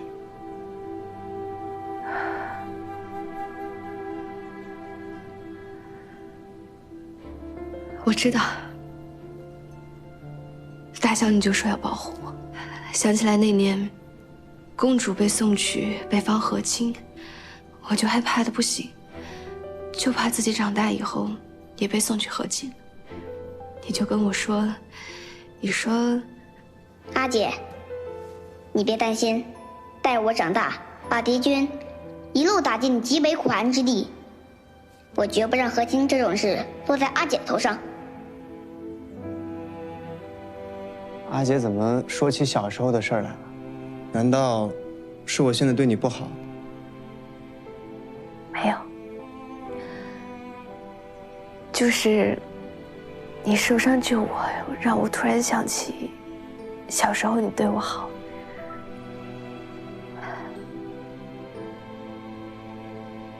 那阿姐对我不好吗？阿姐对我也很好。还记得小时候我和元宝分桃子吃，被母后撞见了，就关我禁闭。你是太子，必须知道尊卑有别。你为尊，别人为卑，绝不可与下人分食。你可知道？我一言吃不完，为何就不能分给别人吃？父皇不是教导我要勤俭节约吗？看来你还是没有想明白。待你何时想明白了，我再把你放出来。母后开门！母后，母后开门！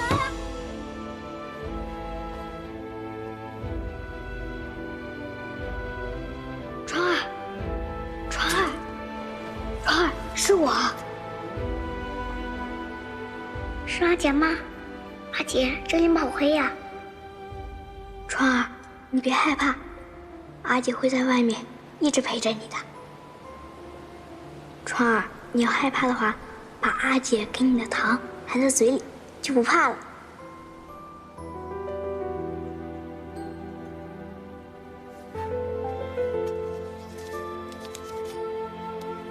怎么样？很甜。谢谢阿姐。我在里面关了3天，你在门口陪着我，说了3天。还有，那时候我在宫里不是养了个大花猫吗？那猫特别灵性，谁都不亲，就亲我。我总躲着人去喂它，最后也被发现了。去，把这畜生给本宫活埋了。是。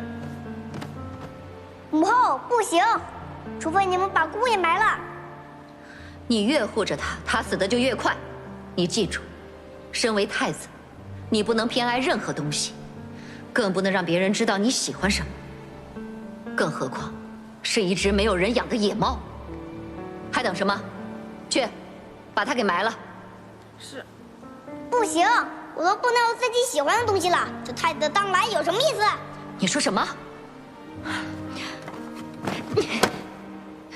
蓉儿，你给我起来！你要再不让的话，本宫连你一起打！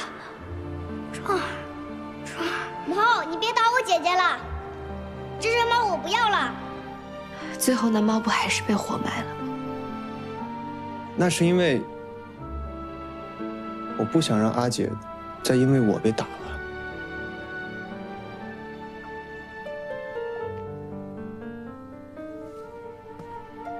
阿姐今日来，到底想问我什么？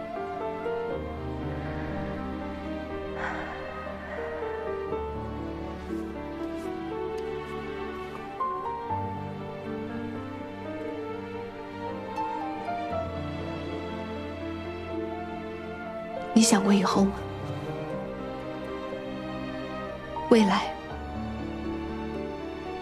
未来你会成为一个怎样的君主？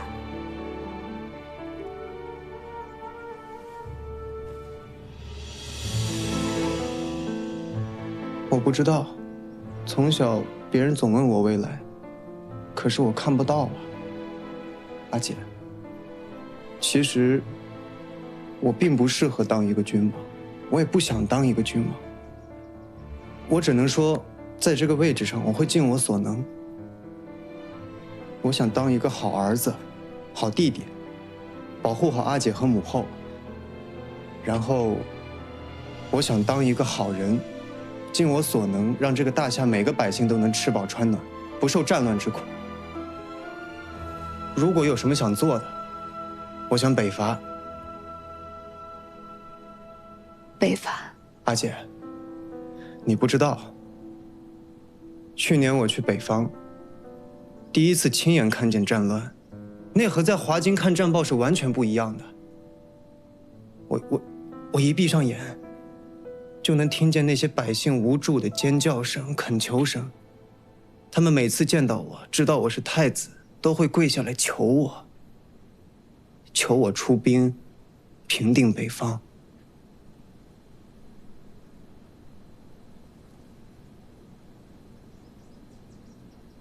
很好的志向。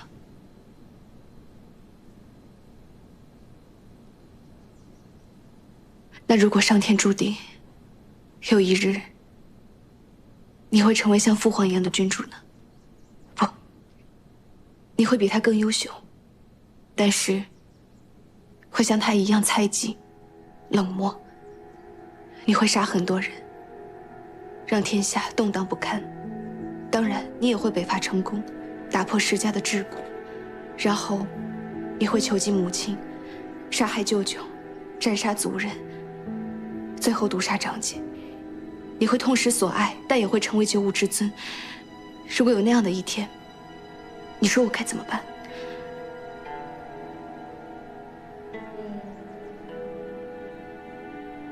阿姐，你是说我会杀了你吗？是吧？阿姐，但那也就是个梦。它真的只是个梦吗？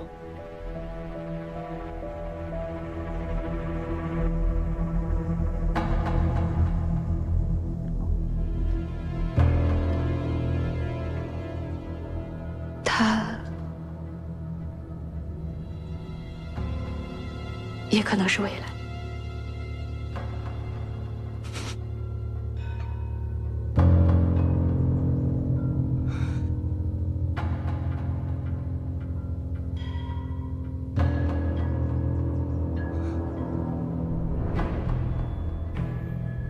我的梦似乎都很准，之前做的每一个梦都成真了。在我那个梦里，你杀了我，我该让你偿命吗？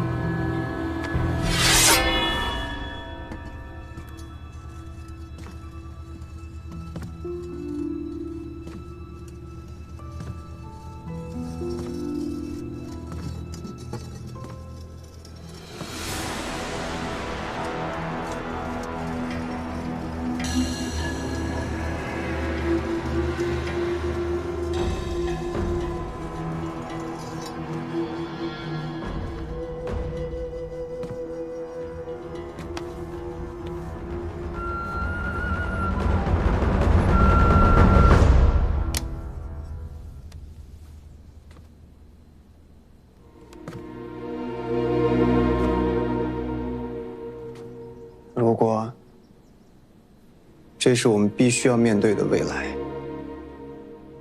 就请阿姐现在就杀了我吧。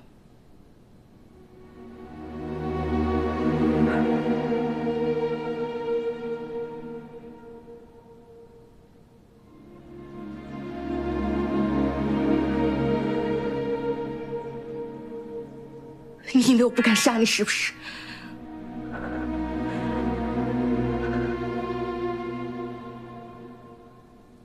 不是不敢，而是死在阿姐手里，我并无遗憾。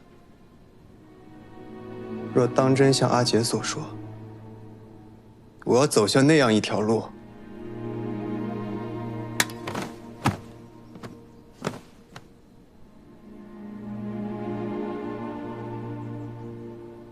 那我宁愿生命走到这里，也算是善终。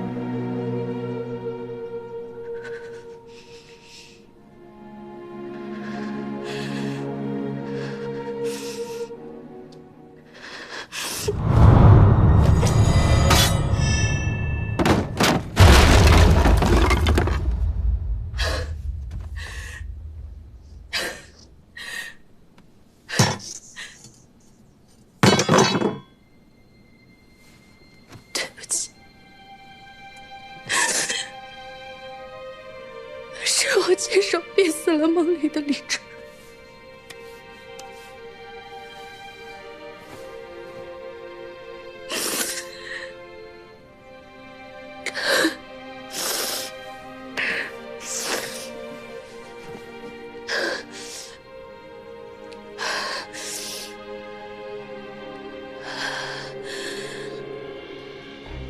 秦陵被刺秦河杀了，但我留了巡川在西北。西北现下情况不明，不做考虑。李成死了，他们安排了一个假的李成，怕是要骗取父皇的信任，扶他登基。苏荣庆可能早已在暗中联合了其他世家。华京之外，最近的关卡有苏家1万军力，一夜可至。父皇可能会让你继续当太子，但前提是没有我和上官家。能不能接受全看你。督察司的兵力我全部给你，青州的我也给你。我会回青州，这一生我都不再回华京了。姐，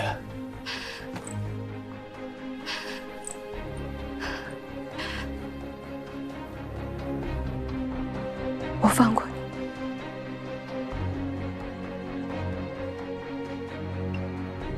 说你还能活着，未来也请你放过我，不要让梦境成为现实。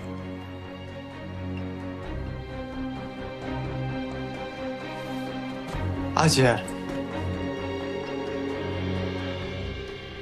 你为什么不能多信我一点？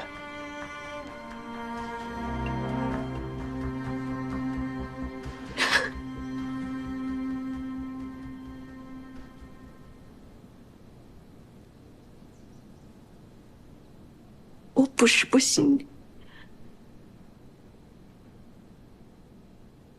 我是信不过这世间的人性。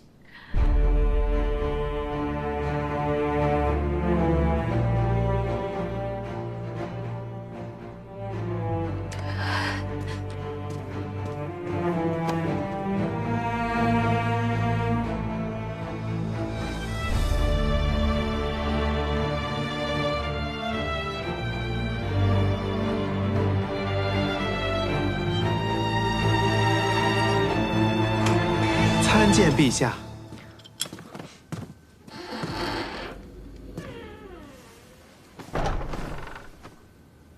成儿，成儿，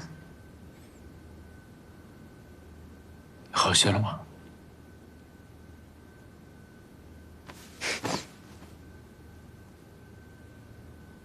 父皇，不要杀我，我会听话。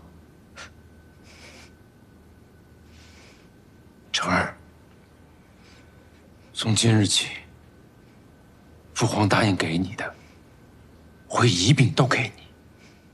你需要做的就是好好养伤。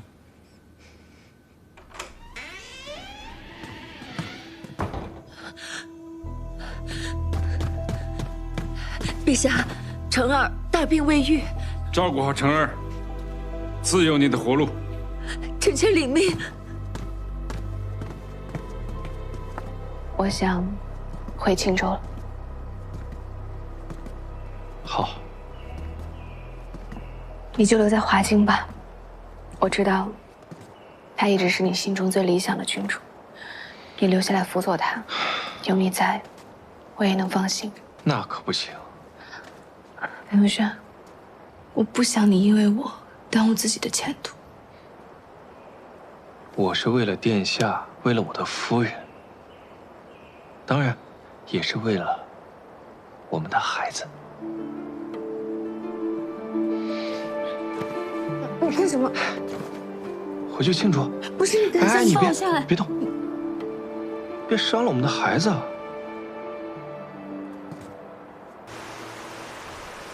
你不会藏什么坏心思吧？我能有什么坏心思啊？我只是希望，殿下在自己人生最重要的时候，不要因为我，不要因为孩子，影响自己的决定。你该知道，自己真正想要的是什么了。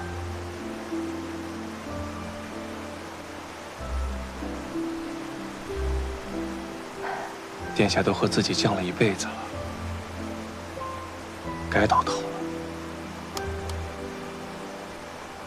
那你不也是同自己犟了一辈子，什么时候议和的？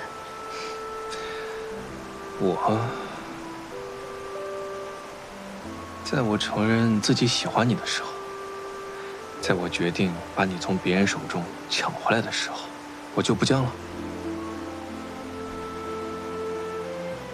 我到底有什么值得喜欢的？那可就多了。别站着，坐。比如呢？殿下如镜，正我衣冠。你嘴上说着在乎权力，但你始终把李川当作自己的弟弟，把上官雅当作朋友，甚至对苏荣清也报之以信任。对君尽忠，队友敬义，在那深宫里，殿下始终用自己的方式践行着自己的君子之道。其实，殿下做的事情比我难多了。我是跟随殿下，但殿下是一个人往前走。我的坚守是为殿下所约束，而你的坚守是殿下的本心。那以殿下20年始终清明之心，便能够成为文轩心中最好的君主。那照你这么说，如果我若是个皇子，倒是可以争一争了。你若是个皇子，那我若不是个姑娘，这不就麻烦了？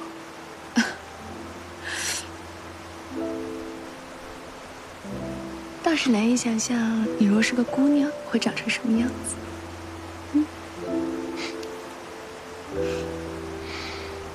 小姑娘？谁小姑娘？谁小姑娘？